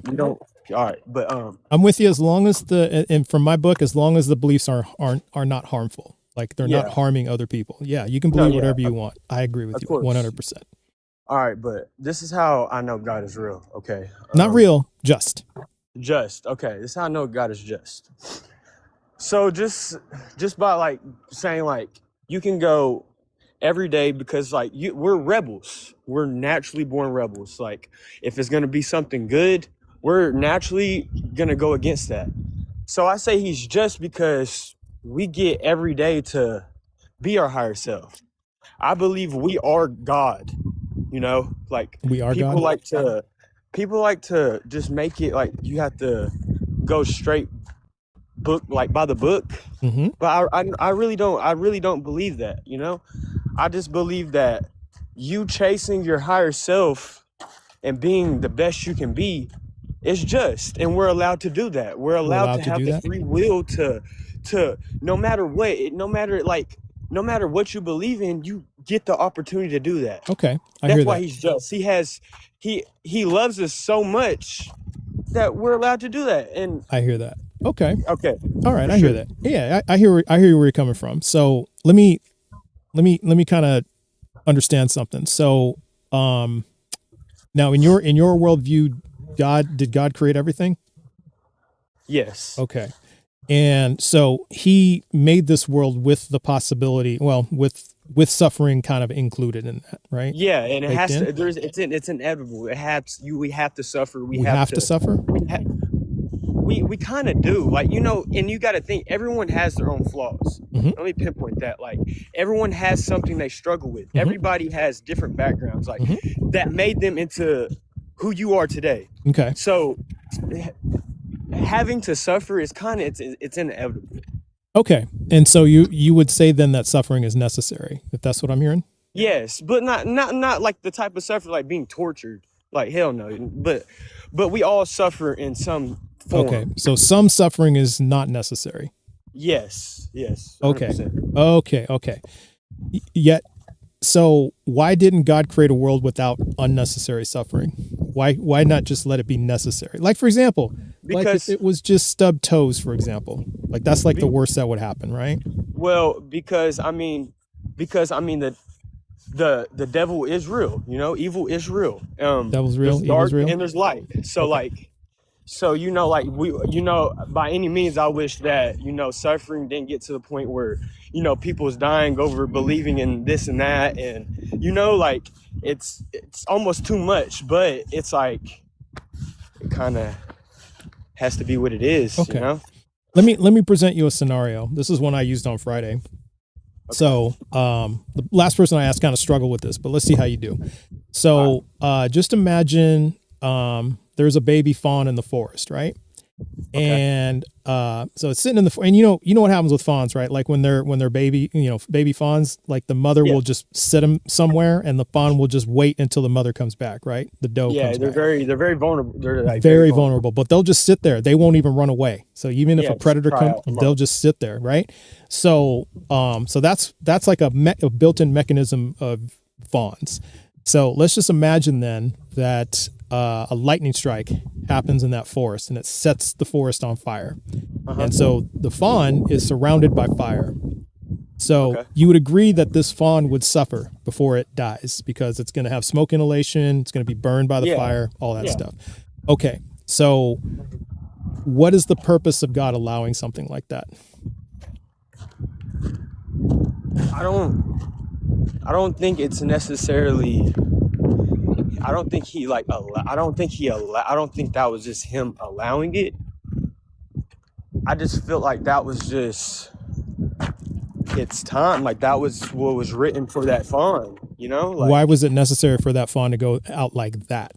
it wasn't necessary, but that fawn could have went out to a tiger trying to feed her babies. You know, Sure, like. sure, it could have. Like there's many like circumstances that we could say about that. Right. But But a tiger feeding her babies, that's it is that's more like the different. circle of life, right? Yeah, it's Yeah, different, yeah. right? It's because it's feeding the babies, right? There's a purpose to I that. feel But what about- I know what you mean. I do feel like that sucks. That is like bad. That is wrong. I don't feel like that was. I don't think that was intentions of God to let that happen. You know, like Well, in your worldview, could God have prevented that? man, I don't Does he have the power to prevent something like that? think so. You don't think so? Okay, don't. so in this sense, then it's ineptitude, like it's inability to do anything. Yeah. Okay. I feel, but like there's just certain things that you just like you saying it's probably inevitable for that had to happen to that fawn. I mean, I'm with you. Like death is inevitable, right? Like that. Yeah, I get that. Like we live and we die. Yes. And like like it's just what I'm one trying to of those understand. things. Well, what I'm trying to understand is okay. So like if it's like because this is beyond like this fawn like feeding a family of tigers, right? Uh-huh. Beyond that, it's beyond an accident like this fawn tripping and falling off a cliff, right? Those things happen. Uh-huh. What Yeah. I'm saying though is that this is because like this is lightning striking. This is something God made. This is part of God's world. Lightning Yeah. striking, the forest catching on fire and consuming this fawn. And I'm trying to understand in a just God's world why something like that would have to happen if we Yeah, know that this I fawn's going to suffer. I see what you mean. I can't answer that one. Okay, well that's fair, and I appreciate you being Only honest. to what I just said. Like like some things are just. It's just gonna happen. Like Okay. it was just probably inevitable for that to happen. Yeah. Well, then how could we possibly call this God just if we can't answer questions like that? Well, that I don't think that does not make him, like just because Or not no just, matter right? Yeah. no matter what you believe in, I'm not gonna say I'm just always in the book. I was raised. My father wasn't he was not like a Christian, like like Mhm. so like I just feel like you see someone living their worst life and they turn to something positive. It's all a symbol, okay? Because I know it's too confusing as it is because you can't just pinpoint one religion. Can't just say you can't just say you can follow all these rules because it all leads into one religion. Mm. It just that's how I like this is what I'm saying. Like someone living their worst life, they put all their focus to something positive, which is God, Mm-hmm. no matter if it's Christianity, no matter what religion it is, that is God. Right there. You see them literally turn their whole life around.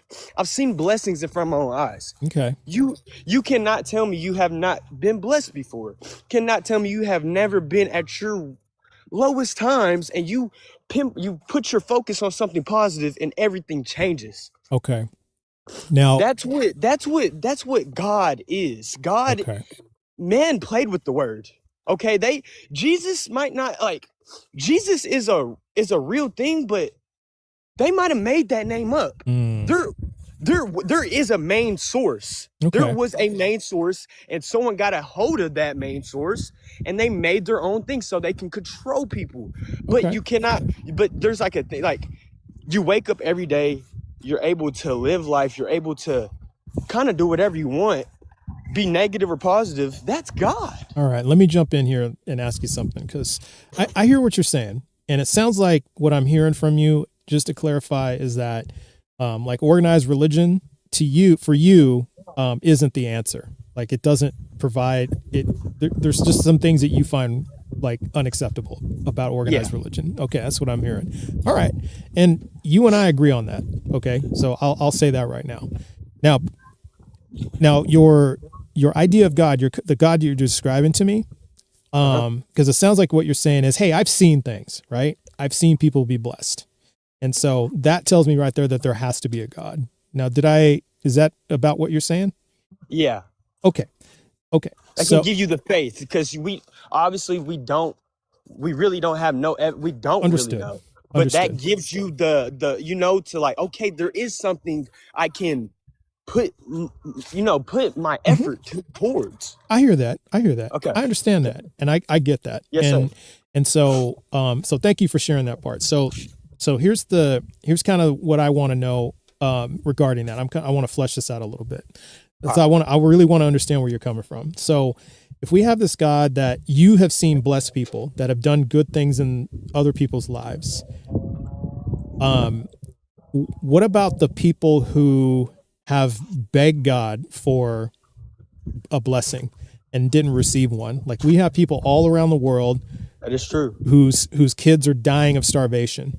And that's not fair. and It's not. and their parents are praying to God and watching their children waste away before their eyes. We have people who get caught in earthquakes. Hundreds of thousands of people get caught in earthquakes. And children that are getting caught in earthquakes. Yep. We have little kids, and another trigger warning, everybody, little kids who are being essayed, and God's not there to help them, but God took the time to bless these people that That doesn't make a lot of sense to me. Like, why didn't have God have the time to save these kids that are getting essayed? It did, and it doesn't. It doesn't really make sense. But Yeah. I can say, like, I mean, I guess like from like where you're at in the world, like it's probably like the luck of the draw, because I know I'll be seeing stuff on the news. Kids I'm fortunate to be where I live. I hear you. No, exactly. I'm with you. Like sometimes I really will sit down, like, damn, I'm very appreciative that, I'm in the United States, because you look on the news, people are getting bombed. So like, I just felt like we lost the main purpose of who God is. We made it such a, instead of it being free, we made it something that's like, damn, like I have to do this and that. And it's like, right. No one knows what to do. Like we're kind of all freaking out. And now people are so like, we lost our touch with like being our true self. We just now depend on power.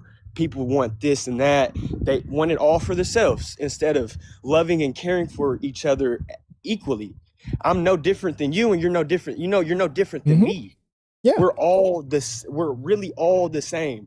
But I feel like I'm with you on that 100%. I just feel like it's up to you, because you either have the decision to listen to to the devil on your shoulder, or listen to the one that's saying, hey, you always got that voice saying, hey, you shouldn't be doing this, we should do this to be better. And a lot of times we're going to listen to the one that's going against the grain. You know what's interesting about that, Jayon, is since I stopped being a Christian, I don't have that devil on my shoulder thing. Like, yeah, don't get me wrong, I do wrestle with dilemmas Okay. Uh-huh. All the time. I do wonder, I do make sure I'm doing the right thing. Sometimes I second guess myself whether or not I'm doing the right thing.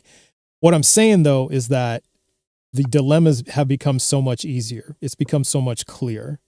And because it seems like to me that believing in a God, like a God who, like a creator God, right? You just made it less stressful for yourself. I feel Well, like. I don't think I made it like the end result, the outcome was I was less stressed because it wasn't like a conscious decision on my part to just stop believing in God. I don't think that's possible. Like, if you think back to, when you believe in Santa Claus, like the day you stopped believing in Santa Claus, was that like a conscious decision on your part? Like you just decided one day, you know what? Yeah. I could believe in Santa Claus despite, with all the things I know, but I'm just going to choose not to. No, it doesn't work like that, right? There's just not enough evidence, right? It just not true, right? And so it's kind of the same with God for me, is that I was getting all this information and reading the Bible again and again. And much like you, religion wasn't providing the answers. And so I did my own thing, and I went and I read the Bible on my own. And then went back and asked people who I thought knew the Bible. Yeah, and you educated yourself. Mm-hmm. And what happened was, I ended up getting them to the point where they said, well, nobody knows. Only God can answer those questions. Well, then I began to think, well, then what if this God doesn't even exist? If this God doesn't exist, then there are no questions.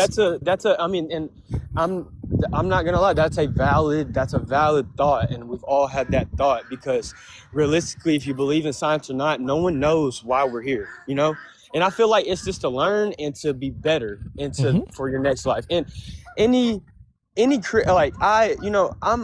Christian, any like firm believer of Jesus knows the way that people are living right now. This is not the way he wanted to be.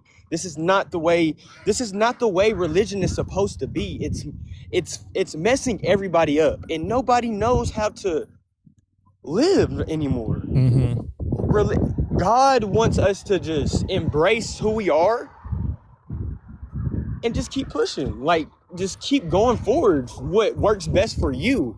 And then I guarantee you the next life, you did all that, you did everything that you could do, it's gonna be heaven for you. Now let me ask you this, Jay.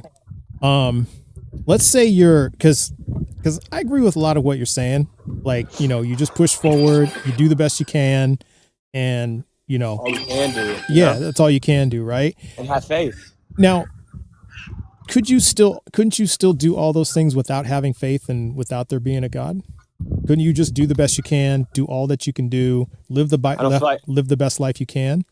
You can try, but I don't feel like anyone can like comfortably say like they can just do it all alone. You can't just. I'm telling you that. I feel like you have to believe in something, and if you don't, you don't. And I believe in a lot of things. I mean, but that's like what I'm saying. If you can believe in everything else, you can believe that there's a higher power. There is a God. I wouldn't say that.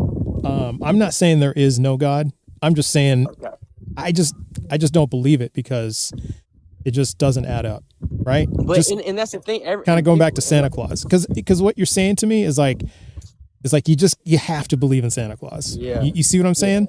And the experiences are different because some people might hate Santa Claus, and so it's like I feel like it's the way it's brought to you. And I feel like if someone's tried to force feed you like a certain way of life so much that you're just gonna. I mean, I don't know. It was brought to me in a pretty good way. I mean, look, the idea of a heaven sounds good, right? The idea of it sounds good. The idea of this God that's all powerful, that you pray to him and you're good. They're gonna be good to you, and they love you, and like this. You know what I'm saying? That all sounds really good, Jay. Yeah. I'm not gonna lie to you.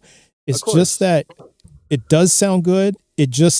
I just want to, what's more important, believing in something that sounds good or believing in something that's true? What's more important? Yeah. You know what I mean? And to me, it's more important to believe in something that is true. And if I can't demonstrate to myself that it's true, I just can't believe it. You know what I mean? Yeah, that's all. Yeah. But I just feel like you just keep pushing to be, you just keep doing you, and doing I'm with what's you on right. that. Yeah. You keep doing what's right. I just know the next life will be prosperity.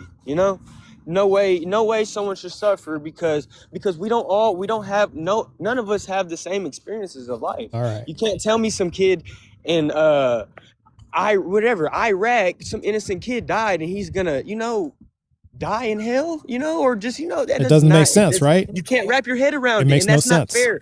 God would not want that. Right. That wouldn't make sense. That doesn't make That's makes no not sense. right. And That's I remember unfair. being That's where not where God. you're That at is right not now. God. Yeah, I remember. Okay, I remember you can being have there. you can believe, like I said, we all got to believe in something. You could build that structure, but in the back of your head, you have to always know that. I've seen horrible Christian type people, and then go to church, praise God, like nothing happened, like they wasn't out.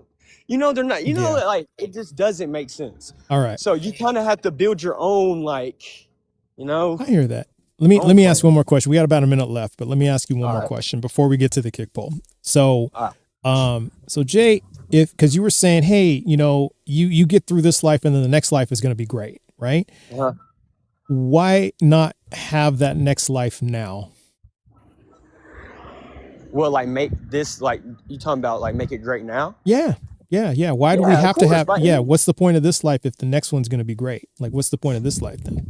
Why not just have the next life now? Well, you can. I mean, you can make this, and that's the thing. We have the free will to make You kind can of make this it like life. heaven.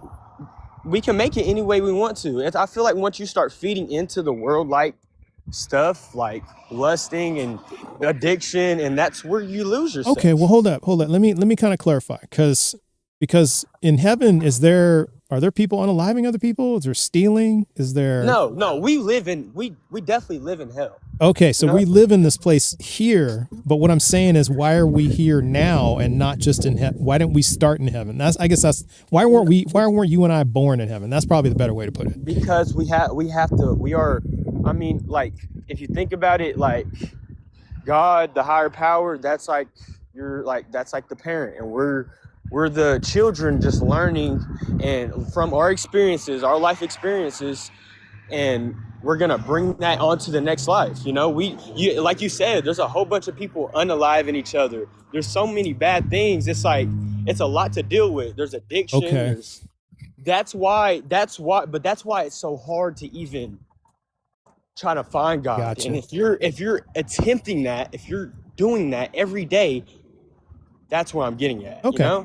All right, let's pause right there. Let's do the kick bowl. But it's been a great conversation. So And appreciate I that. love talking about it, and I kind of hate when people like get mad at someone like opinion, because that's not a right. You're right. You I have agree. your opinion, I have mine. I agree. I have my beliefs. 100%. Realistically, like if you're really a true believer of God, you're supposed to love everybody. I agree with it. All right. Let me start the kick bowl. So everybody, you all know what to do. Happy face to keep Jay on, or crying face to move on to the next guest. We do have one guest waiting in the queue, so voting has started now, and so I'll share with you. We got about a minute left, assuming that they don't keep you, but if they do, then we can keep going. No, it's cool. Yeah, I don't even, but it's nothing personal. Sometimes they just want to move on to the next guest. But I think, it's all right. yeah, but I think from what you're saying, it's because here's the thing. It's like, it's got to add up to me, right? It's got to add up, and that's for me to believe it has to make sense. It's got to add up, and so I see what you're saying, and I remember being where you're at now. What doesn't add up for me is that if we are, like what you say, if we're in hell now, or if we're going through these trials and tribulations, and there's suffering and all this other stuff. And see, the problem with that is that there are some things that just happen to us because of circumstance, right? Like, for example, a person could get into an accident, like just a car accident. They're just driving and somebody T-bones them. It's just happenstance. It just happens. And then their back gets all messed up. They get addicted to painkillers, right? And they just go through this, they spiral. They just go through these one bad thing after another, right? Yeah. And the start of it was no fault of their own. Like, it just happens. Stuff like that just happens. Yeah, it just happens. And so it's hard for me to understand why if this God is powerful enough to put us here and to create all this, why a God would put us in situations like that when we, for no reason. Like, what's the reason for that? And why couldn't we just be in the next place like you were describing? Because like I said, it all sounds good, but why not just start us there? Like, what are we learning here that we need at the next level?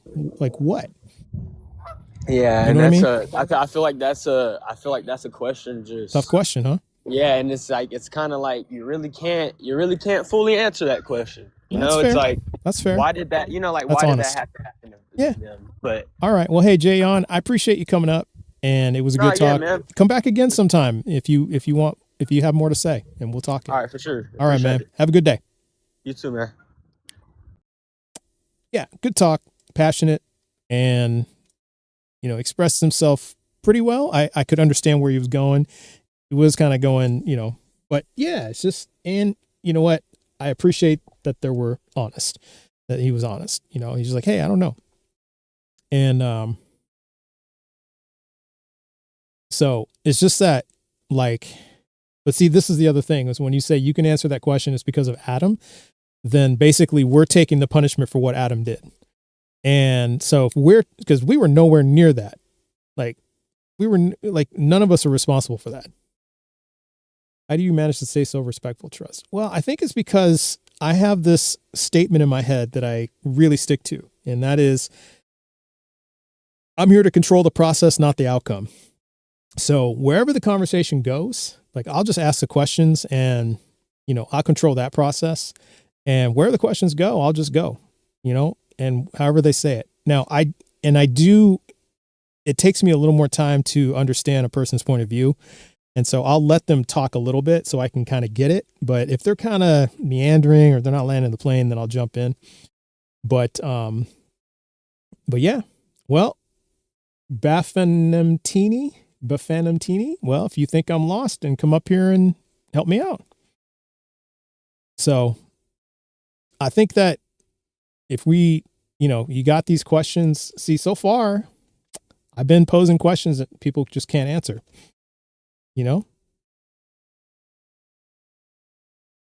God is just because injustice is temporary, not final. Well, then you just admitted that God is not just, because if just injustice is temporary, then that means that he's not just. So you just defeated your own argument. And if you want to come up, then tap the pink and blue people and request up. So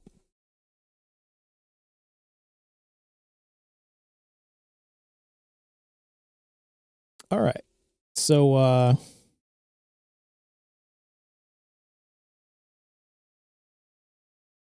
Isaiah 45:7 exactly. And congrats. Oh my goodness, Pseudoscience.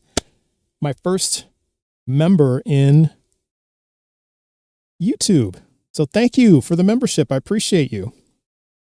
Appreciate that. Let's see if, yeah. So that's my first member. And thank you. Appreciate that. So, all right. Yay. Thank you. And if Ember's damn tech would cooperate, it's not Ember's fault. It's Ember's tech that's not cooperating.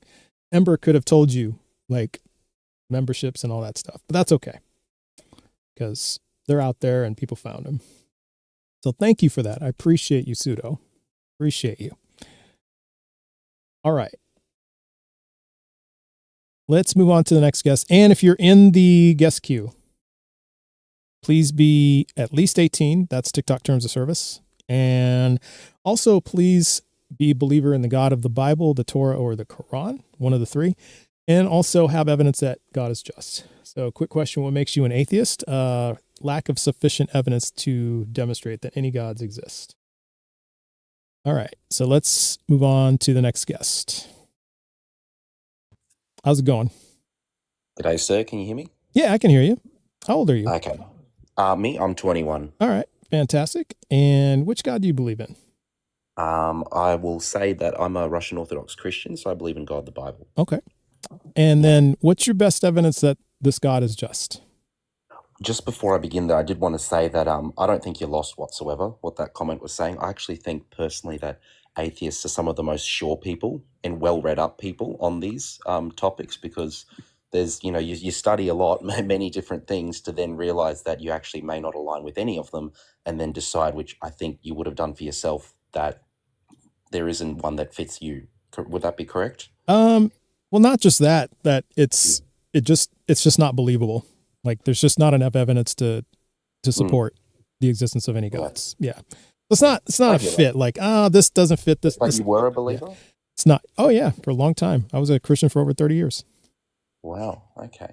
Yeah. It's a big change, because the only reason I bring that up is because I would say that a majority of the world, I think globally 75% of people identify with one of the three major religions, being Something like that. the Yeah. three that you That sounds about before. right. Yeah.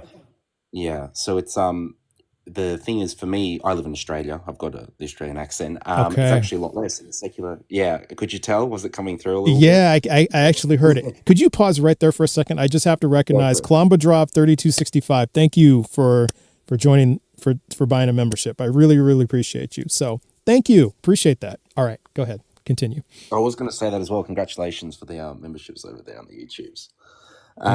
Yeah, so living in Australia, it's actually a lot more of a secular society, in that it's 40% of the country are non-believers, whereas 60% are. So it's still a majority, but I believe you'd be in the States. I think it's a lot higher, Yeah. the percentage there. So really what I see the argument with there, with God being just, I see, because I've been watching the last about 4 or 5 days now, there's really maybe 4 or 5 arguments that you could use here to try prove that. So just briefly going off of them, because I think they all have different levels of merit, and you've probably Okay. discussed all of them at some Yeah. Why stage. don't we do this? Because we're on a 20-minute timer. So let's start with Cool.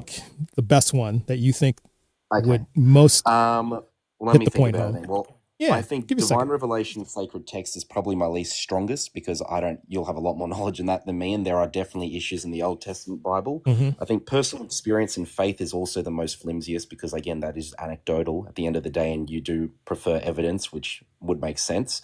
So really the main two that I see here is objective moral laws and the problem of evil as a paradoxical argument. Okay. Does that sort of Sure. line up Yeah, with you? I can go with either one. Which one do you want to start with? Well, let's go with objective moral law, just because I think that All right. there are definitely pros and cons to each side. I think whether you're a believer or not a believer, you'll still believe in an objective moral law to some degree. You just wouldn't justify it as God being that respective higher power, to where we're having objective morality as the clause. I would agree with that, because I am actually You an agree with objective that? moral realist. Yeah. And so I There ground you mine. go. Yep. Okay. I ground mine in the laws of logic, and the two pillars I use is So freedom speak to me on and that well-being. then. Yeah, sure. So really quick, and you're probably going to have follow-up questions. So hopefully this doesn't take up all the 20 minutes, but essentially, I use the laws of logic to ground as a foundation, objective morality. So you understand what the laws of logic are, just so we're clear? Vaguely, just Okay. just recap quickly for Real me. quick. Yeah, it's just 3. So law of non-contradiction, the law of excluded middle, Yep. and the law of identity. So Yep. so those are the 3. And Mhm. so we know that they are foundational, because it is, it's kind of ingrained in our reality, right? Because we Cool. use the law of identity everywhere, all over the place. And also non-contradiction is what helps us determine what is and what is not, right? And so and it's the same with the law of excluded middle. So that's like a fabric of our reality. It's foundational to our reality. So when we use that for objective morals, now one part of objective moral realism is, if you don't have pillars behind it, then it kind of gets a little bit it gets a little murky, right? So Well, I guess everyone needs their own tenets to ground that yeah, by. but what I found was, I read up on Alan Girth, and he talks about the principle of generic consistency, which basically states that if we look at just even on a basic level, that one thing that humans need to do is to survive. So if we don't Sure. survive, we can't do anything else, right? But then if you take it even one step further beyond survival, so just basically eating and sheltering yourself, making sure you eat, making sure you shelter yourself, making sure you don't get sick, or if you do get sick, healing yourself is to flourish. And when Or we prosper or thrive. prosper, Yeah. thrive, yeah, that's how we bear children. That's how our populations grow, how we grow old and all that stuff. And so two of the things that Girth identified was in order to prosper, you need freedom and well-being. And so you can kind of explore that and just ask yourself, well, is there any situation that you can think of where you can flourish without freedom and well-being? And I can't really think of a situation. Can you? So you're posing the question to me that can me as a human flourish without freedom, or Is there a without situation? well-being? Yeah. Is there a Well, I situation mean, we can use with North both? Korea as an example. They don't have freedom, well-being, questionable. I'd say probably not. I didn't hear the first part. You said there was Oh, probably. sorry. I said you probably couldn't. I'd say you need one go in hand with the other. I just Yeah. use North Korea as an example of Oh, people that perfect. don't have freedom. Mhm. But the thing is, they could potentially be flourishing under like a pseudonym that they don't understand what's going on. Maybe with some But we well-being. really, Yeah. yeah, potentially. But that's But a they bit don't of a have freedom. complicated one. So I would say, Yeah. I say you would need at least one, but however you would say, because I would hold that we are entitled just for existing. I would assert that we are entitled just for existing to have freedom and well-being, because we do need that to flourish. And As like a human right that we like a want to human have right. that? Yeah.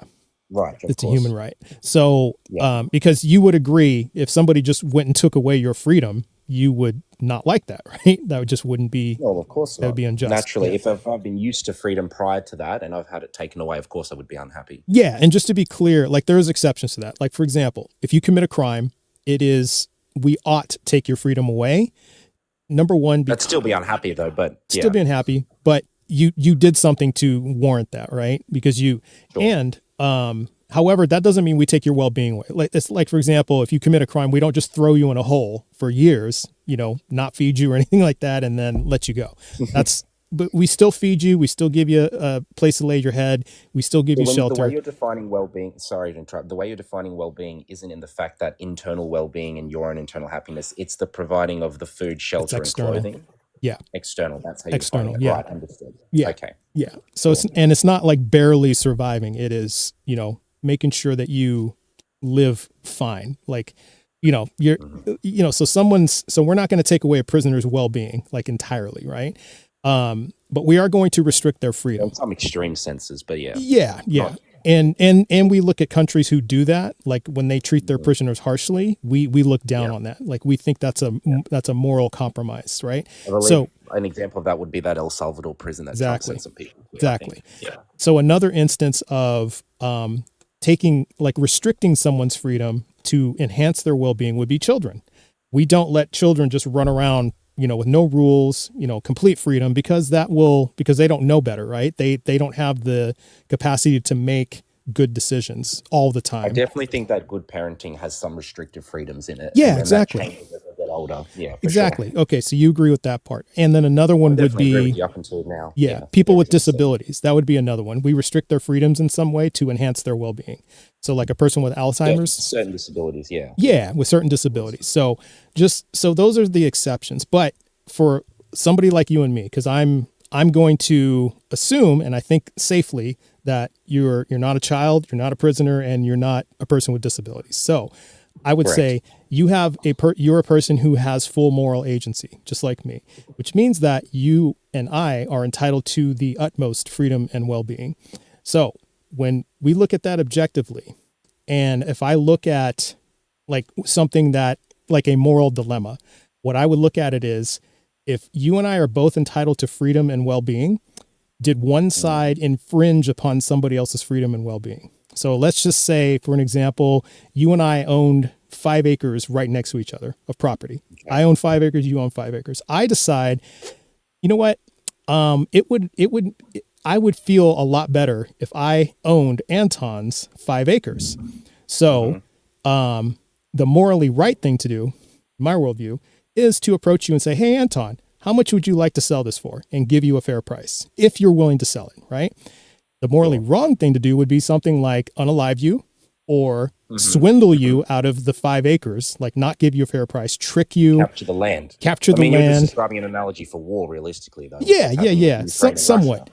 Or if I say, or if I say bang pots and made loud music at all hours of the day to force you to move, and then when Just you to piss me off. just to piss you off and to put the land up for Right. sale and I buy it, right? That would be immoral. And the reason why that's immoral under my framework, under objective morality, is that it is a contradiction. The reason why it's a contradiction is because I'm saying I'm entitled to freedom and well-being, but Anton is not. I'm infringing upon Anton's freedom and well-being. That is a contradiction. It violates the law of You non-contradiction. are, but that means that within your tenets of the way that you live with logicalism, that everyone would have to abide by that, and we just can't do that because we don't live in a perfect world. Everyone ought, but not that Or- doesn't mean everyone does, because you would agree under your objective framework, not everybody abides by your your morals, but I mean, to be completely Everybody honest ought, with you, my right? objective framework would be almost identical to yours, but it would just have God at the end of it. exactly. Which is, That's the only difference. but apart from that, it's And I- 95% similar. Yeah. And I would say then that that's the difference. So instead of God, I just take out God and I insert logic, the laws of logic. Not logic itself, but the laws of logic. There's a distinction there as well. So So essentially, you would like, sorry to interrupt, you would like to follow with the 3 laws of logic as well as your overarching. That's how you. it's the foundation. where your objectivism comes from. That's the basically. foundation. Right. Right. I think that's perfectly valid. I don't think there's any problem with that whatsoever. Okay. Just to recap, I don't think there's anything wrong with anyone not following any specific religion, because realistically, I'm not an idiot. I could be wrong.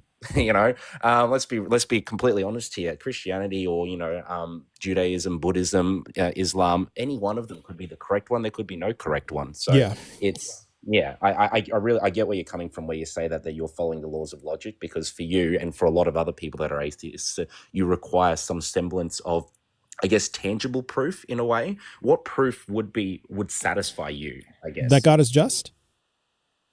So Right. in that sense, we would look at what just means, right? And I Okay. go by the dictionary definition and what we understand what just means. And usually that's, acting with a sense of fairness or morality, right? And so we can look at it from that lens, and then we can determine whether or not, like you would agree, like we can, like a judge, we can, like a judge in a court, in a human court. I'd say a judge is just, but I mean, they have to be as part of their job. And but we can that would be- determine if they are, right. We can look at their decisions and see if these were just decisions, right, or whether they For were sure. not I mean, just. there'd be some semblance of subjectivism depending, but I guess, Some. in a general sense, of Yeah, course. some. But if we look at it like from a sense of fairness versus, like, for example, if we had a judge that was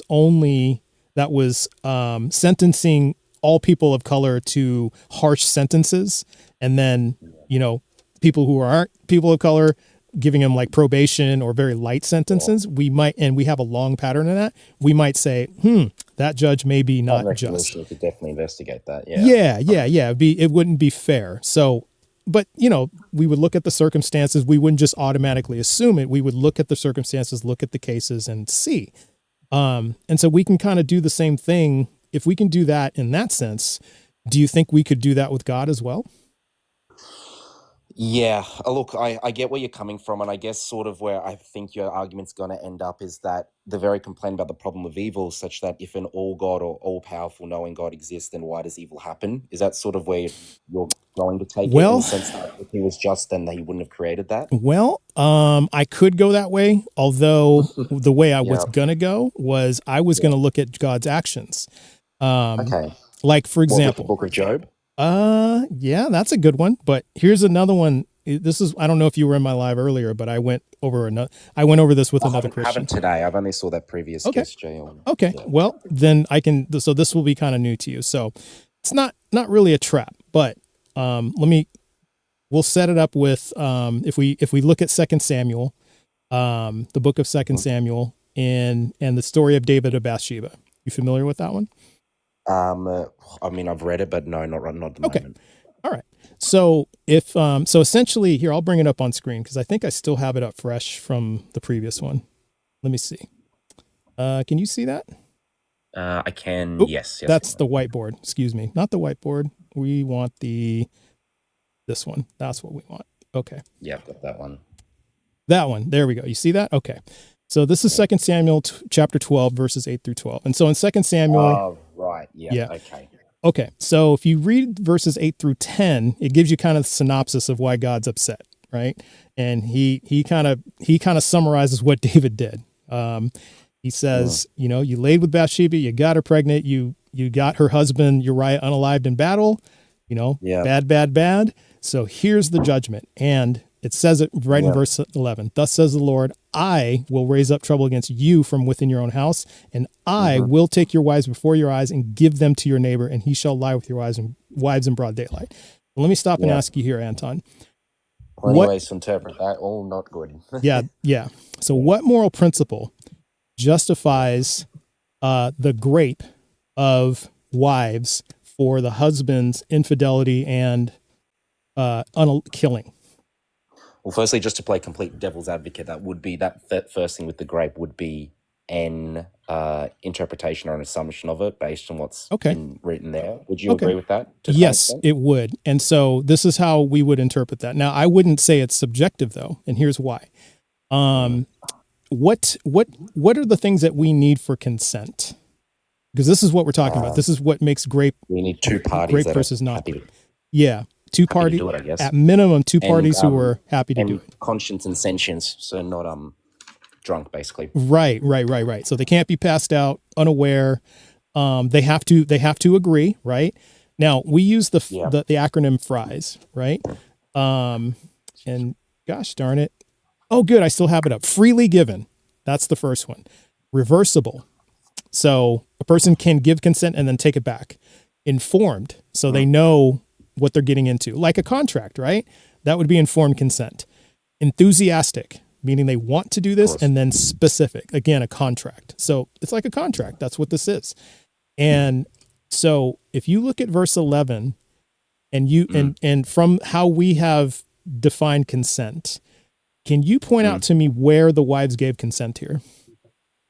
Well, it's not written there at all. It's not written. Now, now would you agree that if there is no clear basis of consent, that there is no consent? I would say yes. The only counter I'd have to that, and the only counter because obviously I'm playing from the position that as a believer is as that a devil's advocate, you did say that in the beginning, yeah. Correct, yeah, because I don't mean to come off as someone who supports grape. As a registered nurse, I've seen too many SA victims, so it's not my thing. Okay. But anyway, going on from that is that the books would be the Bibles or the books, various testaments would be, you know, can't capture everything that's happened back in those times. They could be paraphrasing, could be a person's interpretation of God, the Bible, and that, you know, there's many. You've probably heard all these arguments. I know that some of them are flimsy, but yeah, I mean, continue on from what you were saying. Okay, okay. So I hear what you're saying. So if now in your worldview, is God all knowing?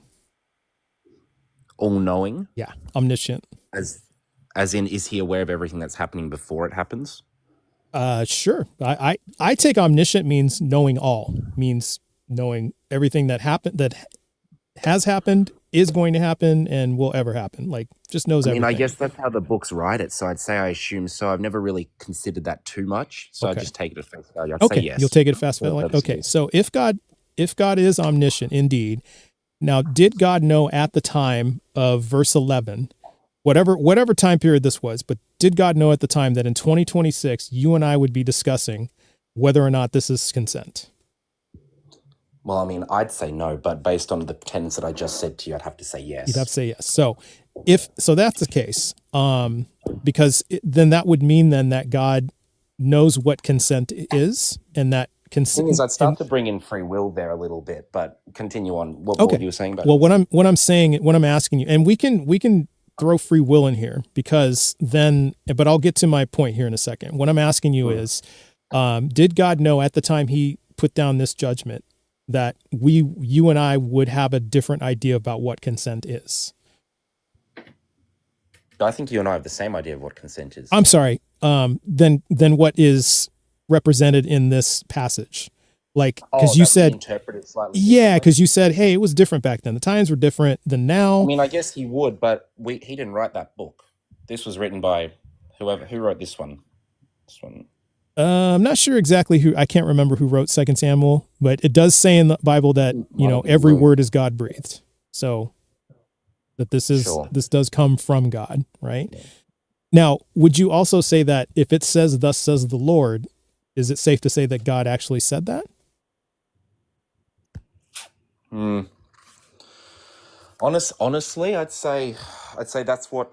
Well, that's a tricky one. I'd say yes and no. I mean, Maybe. in a sense, it's because the people that wrote the books, Matthew, Mark, Luke, and John. Yes, the first 3 books are different to John's. So just taking that away from the Matthew, Mark, and Luke, technically, yes, it'd say is the word of God. So it'd be them writing down what God would be saying theoretically, quote unquote, of that time period. So I'd have to say yes in a sense, but obviously they're all written slightly differently. All right. Well, what would tell you what clues do you see in this passage that tell you that this isn't actually the word of God? That this isn't the word of God? Yeah, because I think you're trying to make the case that this God may not have said this. So what clue do you have that tells you this isn't the word of God? I didn't say he may not have said this. I just said that he didn't write it. He didn't write it. Okay. Now, Right. is this so now there's a distinction. So did he say this, or is this, so was this written different from what he said? Well, that's the thing, because I wasn't around in that time period. So I guess we'd have to go with what the books are saying and take it at face value that he did say that. Fair. Because that's what your logic, your three Yeah. I'm just reading what it says. Yeah. Such and such of logic would dictate that we have to take it as it's being written. Otherwise, we're basically playing an illogical fallacy there of, that Right. it didn't happen. Right. Yeah. Because then the other thing this kind of introduces is we don't really have any evidence whether or not this was written a different way, this was said a different way. So, this is all we have to go on, right? I mean, this is it. I'd agree with you. Yeah. Okay. For sure. So that being the case, then if we don't have a clear indication of consent, and I think you'd agree with me that there has to be a clear indication for it to be consent, right? Like there can't, like you said, person can't be unconscious, person can't, maybe shrug their shoulders or something, like not say anything, they just sit there mum. They have to say something, right? It has to be like a clear yes or no. You'd agree with that? Yes, Okay. I'd agree with that. Okay, very, very nice. And this is based on your training as a registered nurse, right? So if that's the case, then we cannot say that these wives gave consent. Therefore, it has to be grape. Correct. As it's written there. As it's written. That's how. And that's all as I'm it's asking you to written do. there, Yeah. that would be the interpretation. Yeah, I'm just asking you. I 100% agree with you. I agree Okay. with you 10 minutes ago. I was just playing for the perspective that other people would say otherwise. Okay. No, I definitely agree with you there. It's just in the sense that it's tricky when we get to the books, because again, we weren't around in that time period, so we only have to go off what these biblical texts are saying. And I think there are many errors in the text personally, even as a believer. Sure. So Sure. yeah. And I'm sure you could probably appreciate that as well. yeah. And so kind of to bring this home, so the question I like to ask at this point is, what moral principle justifies graping the wives to punish David? Well, I'd say none as of 2026. Okay. I don't know what it was like back in that time period. Maybe that was something that they did or was more freely done. I mean, obviously Maybe. you'd hope not, but as of Hard to if that say. happened in today's day and age, there's no way that we can justify that. Yeah, right. And so if there's no justification for it, then we can't really say that this was a just move on God's part, right? I mean, because you're leaving open I'd agree the with sliver of, well, it was a different time, right? Yeah. But then if All I'm saying is that there's small creases there to the argument that you could definitely argue. It's weak because, again, with you, I mean, you're requiring evidence, and that's the one thing that is so difficult when you're discussing faith and religion, because so much of evidence is faith-based, which is that fourth tenet that I brought up, which is basically where you got to believe and that's really hard for an atheist or a person that requires sound evidence to just do, because it goes against moral or logical principles. Okay. Now let me pose this one last to you. So if my faith told me, if I was a Christian and my faith told me that this was not just, would then I be correct?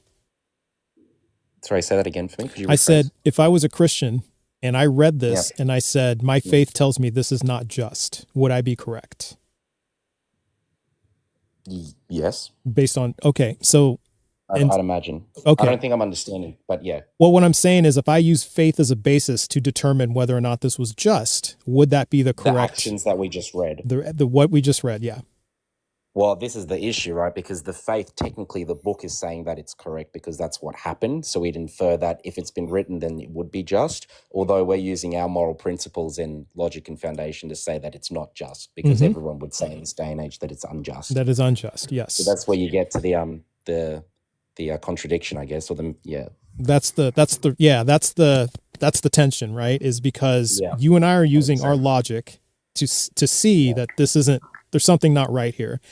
And yet, but then the tension is that God, it's clear just from reading it at face value, as you said, that God says this is what is going to happen. Thus says the Lord. Yeah. So yeah, that's the tension here. And this is what I'm saying is that I'm not, because if we're looking for evidence that God is just, and then we look at a passage like this, Yeah. that's tough. Well, I know You that, see what I'm and I know saying? from your perspective, that's not the only passage that has issues No. with inconsistency. I'm We just, could pick it yeah, apart because all we have day. 20 minutes to guess- do this. Yeah. Yeah, Let's- I guess to wrap up, man, and I'm happy to stay on if they want me on, but to wrap up, what I would say is, I guess those small things for me, I know that they're inconsistencies, and it's not the only one that I've seen before. And yes, they do bother me to some extent, but I guess the overarching principle that I still try to live my life by, and from what I see with my day-to-day work, is the New Testament principle from John 13:34, which was new command I give you, love one another as I've loved you, so you must love one another.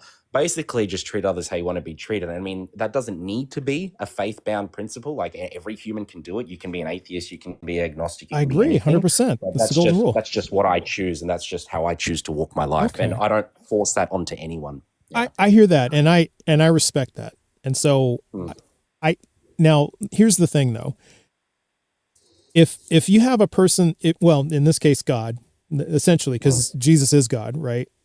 According to your belief, yeah. And the So, Holy Spirit. so if you essentially, this is essentially Holy God Trinity. saying this on one hand, is saying, yeah, love one another as I've loved you.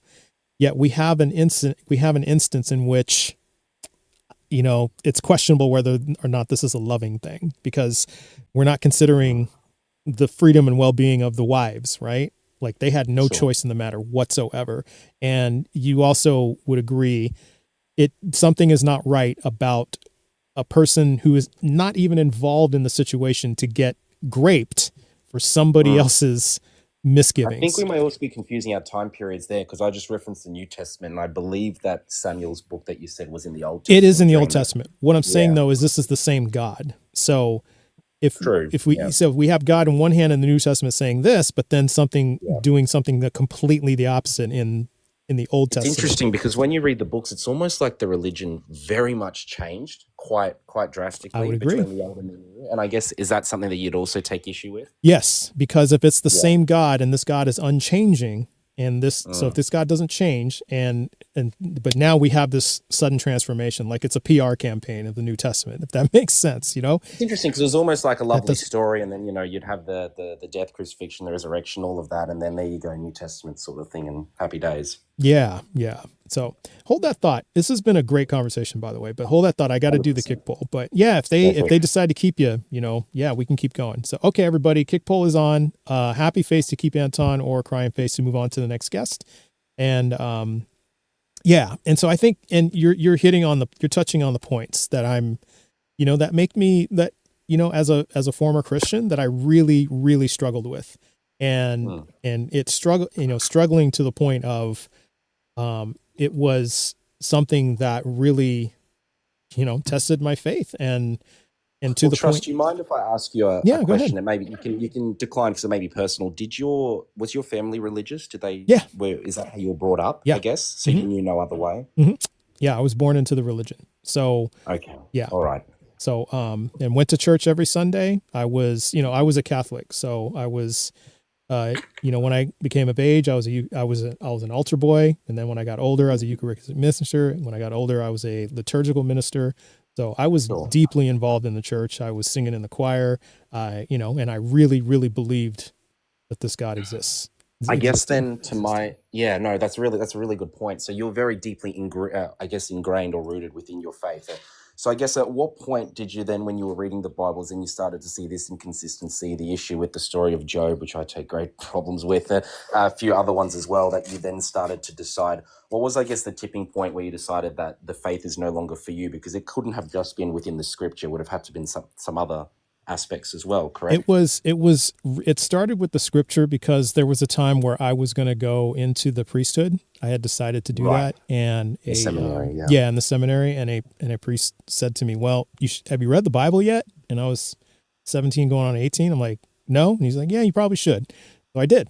And after that, read the whole thing, because I thought I knew the Bible because of, being a liturgical minister and reading the word every week and all that stuff. I thought I Sure. knew it, but I only knew what it said in the catechism and in the, in that. So I didn't know all the other stuff. And so when I read through it, yeah, I mean, I was pretty much knocked on my ass, and there was a lot of things that didn't add up. And then when I went back to these priests, I did it multiple times and asked them, "Hey, what is this about?" And a lot of times I got, at the end of the day, it was, either pray to God about it, pray for an answer, or God's mysterious. We don't know. And that just That's fair. I doesn't can add see up. them, sir. You see what I mean? Yeah, it just doesn't add up. When you go digging for proof, I guess when you go searching for answers, the more you'll uncover is then that's when you start to, I guess, decide what sits right with you or not. I guess for your mind, it wasn't it. But It for a lot wasn't of it. people, that would have been the answer and they would be happy with that and Yeah. satisfied. And that wasn't enough for me. I can't, it's not enough. I think that's just how my brain is wired, is that it's not enough for someone to just say, that's just the way it is. We I don't also know think, why. based It is on our what it is. conversation and the way that you're discussing, that you're quite a highly intellectual individual. And I know for a lot of people, like from that walk of life, that a great burden of proof is required to believe in anything, even such that you'd ask just day-to-day tasks and go, "Hey, can you hand me that shoe?" And instead of just doing it, you say, "Why?" You'd ask, "Why do you want that?" or whatever. But Sometimes, yeah. I think if there's some, like, if there's a if there's like an epistemic cost to it, yeah. Like, it's one thing if my wife says, "Hand me that shoe." It's another thing if she says, "Go in that drawer and get my pew pew." Then I'd ask why. Like, why do you need that? It's like, yeah, exactly. yeah, there's a lot more weight to it. And so when we're talking about like something existential, like our salvation, or if there's going to be an afterlife, I think that, that's a pretty big question, right? So it's not enough for me to just accept, okay, it's just mysterious. Yeah, it's not enough for me. Especially when a lot of people are coming to me saying this God is real, and it's and they're coming to my door, they're sending me mail. Think about it. You're now within the minority. I believe it's only 9 to 10% of Americans, of people from the United States, like 50 million, identify as atheists. Yeah, it's like probably like 7. Yeah, it's around 50 to 60 million. Yeah, and I so think it might have gone up slightly, but yeah. Yeah, but it is a lot smaller here, and I think here it's I mean, we're a lot closer. I'll say it like this: we're a lot still closer. Identify as a secular nation, though. Depends who you talk to. Really, Right. I would say Interesting. we're less secular Well, than on paper. Australia. Yeah, On paper, would it still be secular? Because I mean, guess we say it, but we have a lot of politicians who say it was, the Constitution was Interesting. built upon God and God's principles. Christians and I know founded depending this on what nation. state you're from, there are different levels of That too. Yeah. faith that is pushed on. Interesting. That Yeah, too. fair enough. So it's quite a different culture here, and I would say it like this. I think the best way to put it is we are less secular than Australia. I'll just put it like that. 100%. Yeah. Yeah. That's the best way to put it. So yeah, when you have it like that, and then on top of that, Anton, is we are, we're trying to pass laws here that are trying to take away people's freedoms and well-being, in some cases simply for existing. And that is not very Christian-like to me. I've seen that law that Trump's trying to pass to for someone that's coming to the country illegally, that's had a kid, and that kid can't get an American citizenship or something like that, or be a US citizen. Is that the law you're referring to? There's that one. There is, the laws are trying to pass against, transgender people. Also, okay. they're trying to take away like bodily autonomy, which is kind of wrapped up in that verse, and With the right also to like a choose. woman's right to Yeah. choose, things of that sort. And so in my objective morality, those Yeah. are moral things. That's all immoral because we're You know, as a infringing devout, upon freedom. faithful, Yeah. yeah, as a Russian Orthodox Christian, even despite the fact I'm a believer, I 100% think that government-run politics and religion should be separated between the church and state when making decisions of 100% such a agree. great Yeah. morality. Despite the fact that you are in a large minority, I still think that they shouldn't be used as underpinning foundational motives because of these inconsistencies. And you say the Bible can be interpreted in so many different ways. You see the Old Testament, and it's very easy to pass a rule that is something that would go against human rights or the nature of, that, or the act of freedom, that sort of thing. Yeah, exactly. And so that's when at that point, if because I'm with you, if people, or maybe you've said it in so many words, but then there was a guest previous to you who said it like outright. I have no issue with people believing what they believe, no matter how like little evidence I think they may have. That's not the issue. The issue is when these beliefs start to impede upon others' lives. That's when it becomes an issue for me. And on their freedom and well-being. Yeah, exactly. It's their freedom and well-being. Because I started this live, Anton, over a year ago, and it really was to just understand what people believed. And then it quickly became apparent to me that people were using this belief to harm others. And then that's when it became apparent to me, okay, I have to just do more than just wonder what people believe and why they believe it. That's not enough. I would agree to that. I'll share a personal experience. I definitely think that people can hide behind their faith as a justification to do like evil things, quote unquote. Yeah. I had a previous former relationship of 2 years, and I was dating an atheist, and it was quite serious, and it didn't work out because my family typically never really accepted her, and then there was issues there, and she would say that they were being quite mean to her because they were hiding behind their faith, that she wasn't religious, and that actually turned me quite a bit away from the church, to the fact that I only went twice that year, once to Easter, once to Christmas, basically, considering what I normally do is go every Saturday night and Sunday morning, just about, unless I've gone out partying. So that was an issue that I had and took issue with, because it was impacting my or her freedom and well-being and general happiness as well. So that's definitely, I've had run-ins with that as well. Yeah, I totally understand that. And so I think that's the case. And and this standard that I have isn't just to people who like religious people. It's to anybody who tries to step on somebody else's freedom and well-being. To me, that's not right, and it's immoral. And so I would apply that standard to anyone. And so yeah, and so it just so happens that, like you said, I live in a country where it's majority believers, and so we're just going to see instance after instance after instance of this. And I would be fine if people just said, hey, this is just my personal belief, I like going to church every Sunday, I believe that this God exists, and that's it. And for some people, it gives you a purpose in life, or some sort of direction, which I guess for sure. That's fair. The broad sense of meaning of life, for a lot of people, that is quite important, myself included. Yeah, that's fair. And then maybe at that point I would dial it back to, hey, why do you believe what you believe? It'd be more of an interesting conversation that way. But like I said, when it's stepping over a line, then I feel like I have to really explore this from a different angle. And so that's why I take the angle of like David and Bathsheba, because there are people who truly believe that it's okay to punish somebody who didn't do anything, for a situation, because, somebody tried to tell me earlier, well, it's because we all deserve to sin. We're all sinners and we all deserve hell.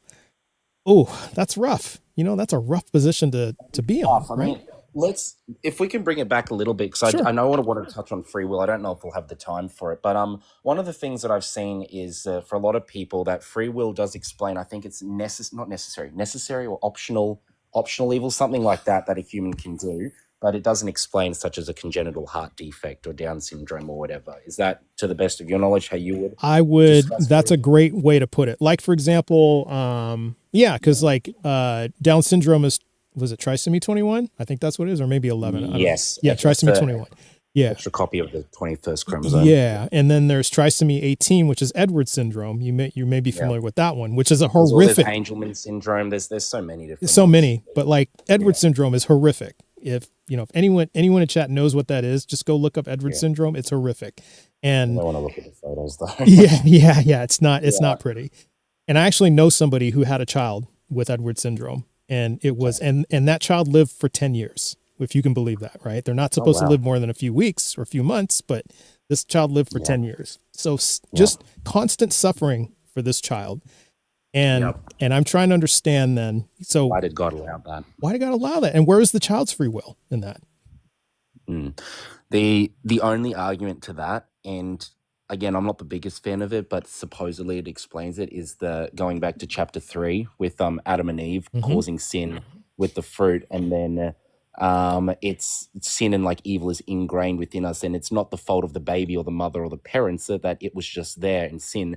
They didn't get to choose it though. The problem with that is that technically we're 2026 years later, or larger than that, we're paying for the punishments of what two individuals did based on what God did at the beginning of time. Well, you're making my arguments for me, man. I don't have to say anything.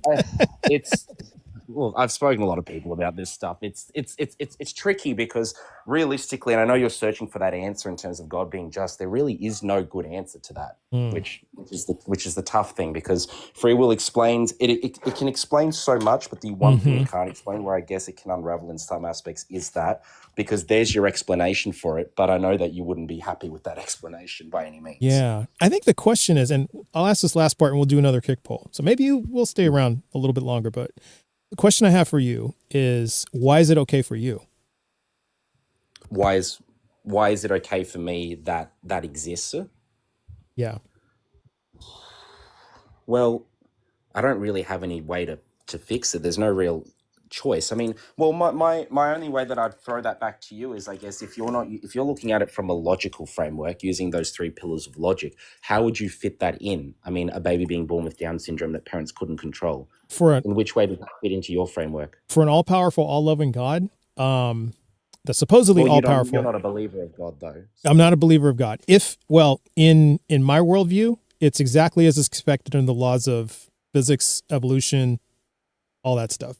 Exactly what you expect, because suffering's built into that. Suffering is built in because it's a very, very harsh world. Because under the laws of physics doesn't have feelings, right? Like the universe doesn't have feelings. It doesn't care. Of course. It's apathetic. So suffering is going to happen. That's exactly what we would expect in a world like this, for natural selection and adaptation, right?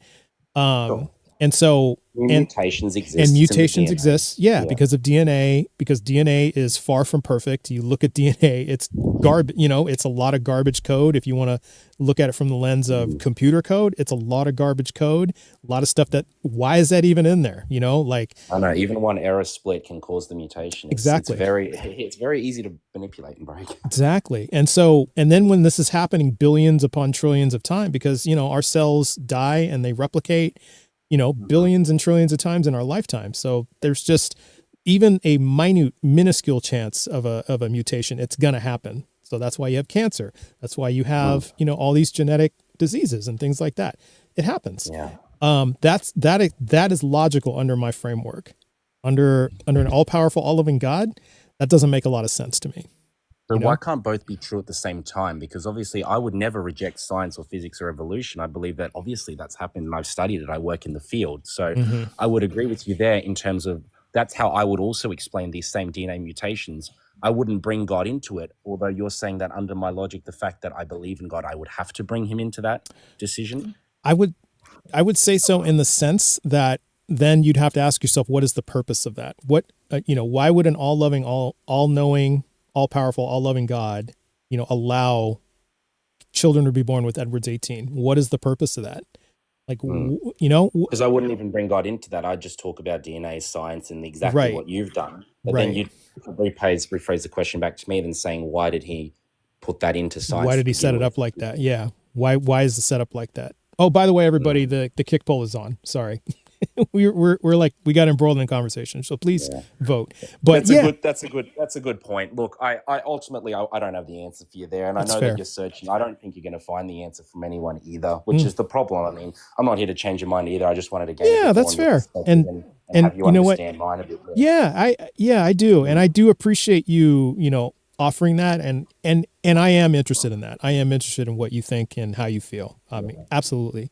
I think Look, I'll that's definitely important. think about it and do a bit more research because I work in Sure. the field. But look, I really appreciate our conversation. I think it's been very productive for Anton, everyone as I well. would love for you to come back again, and we can cut it up on something else and pick it apart. Yeah. I'd love for that to happen. 100%. Well, All look, right. it's night time for you, isn't it? Yeah, Is it? it's about Yeah, that time all for right. me. But hey, Okay. I enjoyed our time together. Again, looking forward to seeing you again. You too. Take care, All right. brother. Enjoy Take your care. night. All right. See you, mate. Bye. Yeah, that was a good talk. And I will say that usually talking with Orthodox Christians, it gets really into like the philosophical space, like it's deep in that. And I was expecting that, but it didn't at all. It was, it was actually really good. It was really, really good. So I appreciate that. So W's for Anton. W's. So hope Anton comes back again. That was really, really nice. I've had a lot of good conversations today. I'm very happy with that. And I also need to say, I think I see some more goodness. So, okay, I'm over at 83. I'm over it. Thank you for being a supporter. Pseudo V Science. Thank you for being a supporter. I did say that. And Klomberdrop. So 3 supporters today. That's fantastic. Thank you guys so much. So you're doing a lot to just keep the stream going and then getting me to the point where, I'm looking to like do this full time by the time July hits, because I think that'd be awesome that I could just do this full time. That'd be awesome. So that's my goal. So there it is. And so thank you for that. And so there's the recognition, there's the shout out. So awesome. Thank you so much. But yeah, I mean, that's the thing. And I'm glad that Anton was like honest about that, because this is, well, thank you, Scruffy. But, he's just honest about that. I think I don't know is a great answer, and that's fine, because again, I'm not here to make people look bad, to embarrass people. I'm never going to ever say, what, you don't know? Then what's the matter with you? No, nothing like that. It's just that these are the same questions that I wrestled with. We definitely support more trust. Yeah. Can't have enough trust, right? Can't have it. There's not too much trust you can have. Appreciate that, Elizabeth. But, yeah, these are the questions that I wrestle with. And these are the questions that I prayed for, didn't get answers to. These are the questions I went to other, like, pastors, priests, scholars, didn't get any answers, got a lot of I don't knows, got a lot of this. And I got to say, these are the same questions that I'm struggling, that I struggle with, that others struggle with. And I got to say, if God exists, why wouldn't God give these answers to these questions? Why wouldn't he? It's not beyond comprehension, because if we're smart enough to ask the questions, then we should be able to handle the answers. That's the thing, but if they're beyond our comprehension, then God can find a way, because God is all knowing, all powerful, all loving. God can find a way to explain it to us, or it's baked into us. Like we just have that knowledge and we don't. Like people say, well, sin is baked into us. Love is baked into us, but the knowledge of why babies are born with cancer isn't, that doesn't make sense. So it's like we're picking and choosing what we can have knowledge of and what we can't. Shouldn't God be able to help us understand? Exactly, Ashura. Exactly. God should be able, if God knows what's on our mind and hearts, and God is all powerful, but God isn't able to help us understand this, that doesn't make sense. Hello, blasphemers. Yeah. It doesn't make sense. So I don't know. I was listening to some Ian before I got on live today. And I'm not gonna steal from Ian's thunder, but he just makes this great case because because I'm not where Ian's at. Ian is fantastic creator, hands down. I really, really looked up to Ian. Fantastic. But Ian, says, I know God doesn't exist and I have proof. I'm not there yet. I don't think I'm smart enough to get there yet. I'm just at the, I don't believe it. I just don't believe it. And I really don't know. But it's a pretty strong disbelief. I will say that. And, because if we're, like I said, I should know that this God is loving like I know my mother is loving, right? Like if we had as much evidence of our mother being loving as we have of God being loving, like just somebody told us and this mother was never around and all that, then I would say, then we would know. We wouldn't know if this mother was loving. Sean sent you a super chat. Well, thank you, Sean. Appreciate it. Appreciate the super chat. But you have a different vibe than Ian, then that's okay. Yeah, I think that is. I think there's plenty of space for all kinds of creators in this space.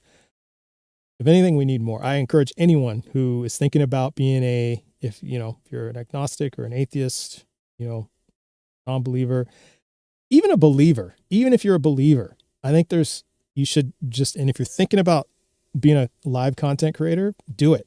Because we need the conversation, we need the voices, we need the discussion. Can't have enough of it because, yeah, absolutely. I would encourage anyone to do it. Because I will tell you, I was scared at first because, and don't get me wrong, there's some of you who have been watching me for a while, and I have screwed up like information. I have screwed up arguments. You guys have seen me do it. I've gotten run over sometimes. And I think that was my biggest fear of just looking stupid on live. But I think at the end of the day, it's just talking to people. It's at the end of the day. But some are actually also like, they don't want to get, like, do I have the patience for this? All that stuff. I get that too. So yeah. And like I said, I think the big thing I really focus on is I'm going to focus on the process, not the outcome. Yeah. And you're right. It takes practice to get comfortable because it took me a while too. So I hear that too. And I think it's helpful because at first I think I had Forever Atheist as like the only viewer for like a while. Like Forever Atheist was the only person watching me. And then like one guest. And I used to think sometimes, why the heck is Forever Atheist like watching me? I don't understand. I'm not very interesting, but look at it now. It's just, so you'll find your way. And not that I think I'm interesting. I'm just very grateful that people find me interesting. So yeah, I hear that too, Elizabeth. So why not process and outcome rather than one versus the other? Well, because if we focus on the process and not the outcome, because then that you've done everything that you can do, right? Because that's the one thing we do control is the process. We almost never control the outcome. We almost never can control the outcome, right? But if we focus on the process, more often than not, the outcome will happen. And so that's just because I think the reason I get upset or get impatient with folks where if we're talking past each other is because I'm so focused on the outcome. I'm so focused on, okay, they should be understanding me by now and they don't. Oh my goodness, so that's why. And so when I focus on the process and I think, okay, let's break this down a little bit. Let's explain it a different way. Let's do this. Let's do that. And if I try it 3, 4, 5, 6, 7 times, I just may not be getting through to them. And in that case, I'll just keep trying different ways. But that's kind of why I also have the timer in place. So listen to Kent Hovind. Didn't move the needle at all. In fact, I think Kent Hovind was probably the time I listened to Kent Hovind, I think I actually believed a little bit less. So, all right. Let's take our next guest. Oh, wait. Oh, geez, I didn't even see the time. Okay. Actually, I need to invite up my mods because it's that time. All right, we're gonna try this one more time. Zero Ember. I'm gonna hope that this works. Let's see if it works. We're just gonna give it worked. It worked. Okay. Fuck yeah. You gotta say your announcement. Better late than never. Fuck it. Yeah, right? Welcome to Trust Live.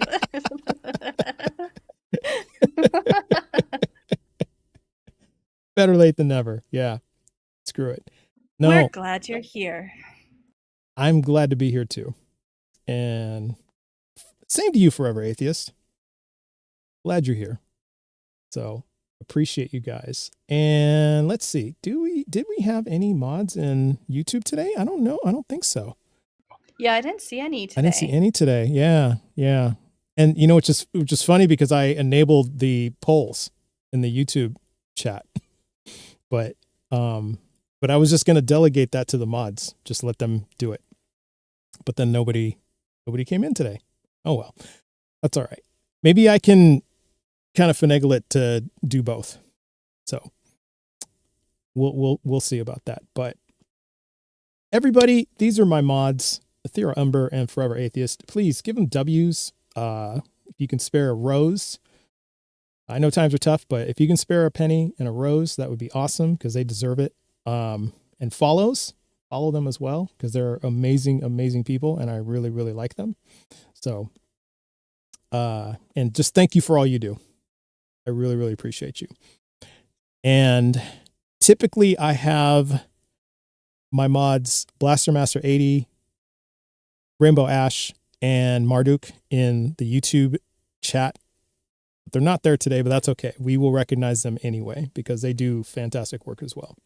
And I have a whole bunch in, I got like 11 mods in TikTok. So naming them all, I would most definitely leave somebody out. So I'm just going to focus on the two that are here, but there's a bunch of them. So it's a lot of people that are helping me out with this. So I really, really appreciate you all. So let's find someone to raid. I know it's a Monday, and usually we have folks who are on Mondays, right? Secular Perspective. Secular Perspective. Absolutely right. That's right. It is Monday. So Secular Perspective is on. Oh, by the way, I'm going to be on there next Monday. That's right. I will be on there next Monday. So Secular Perspective is on. And so all you got to do is either in YouTube or TikTok, they're on both platforms. Just in your search, type Secular Perspective and you will find them.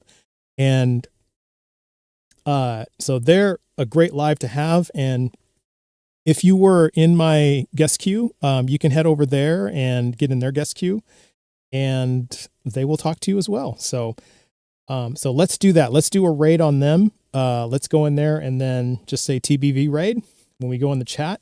Just give them all the love that they need because we're here to support other creators. And I think that's it. Any parting words from our esteemed mods?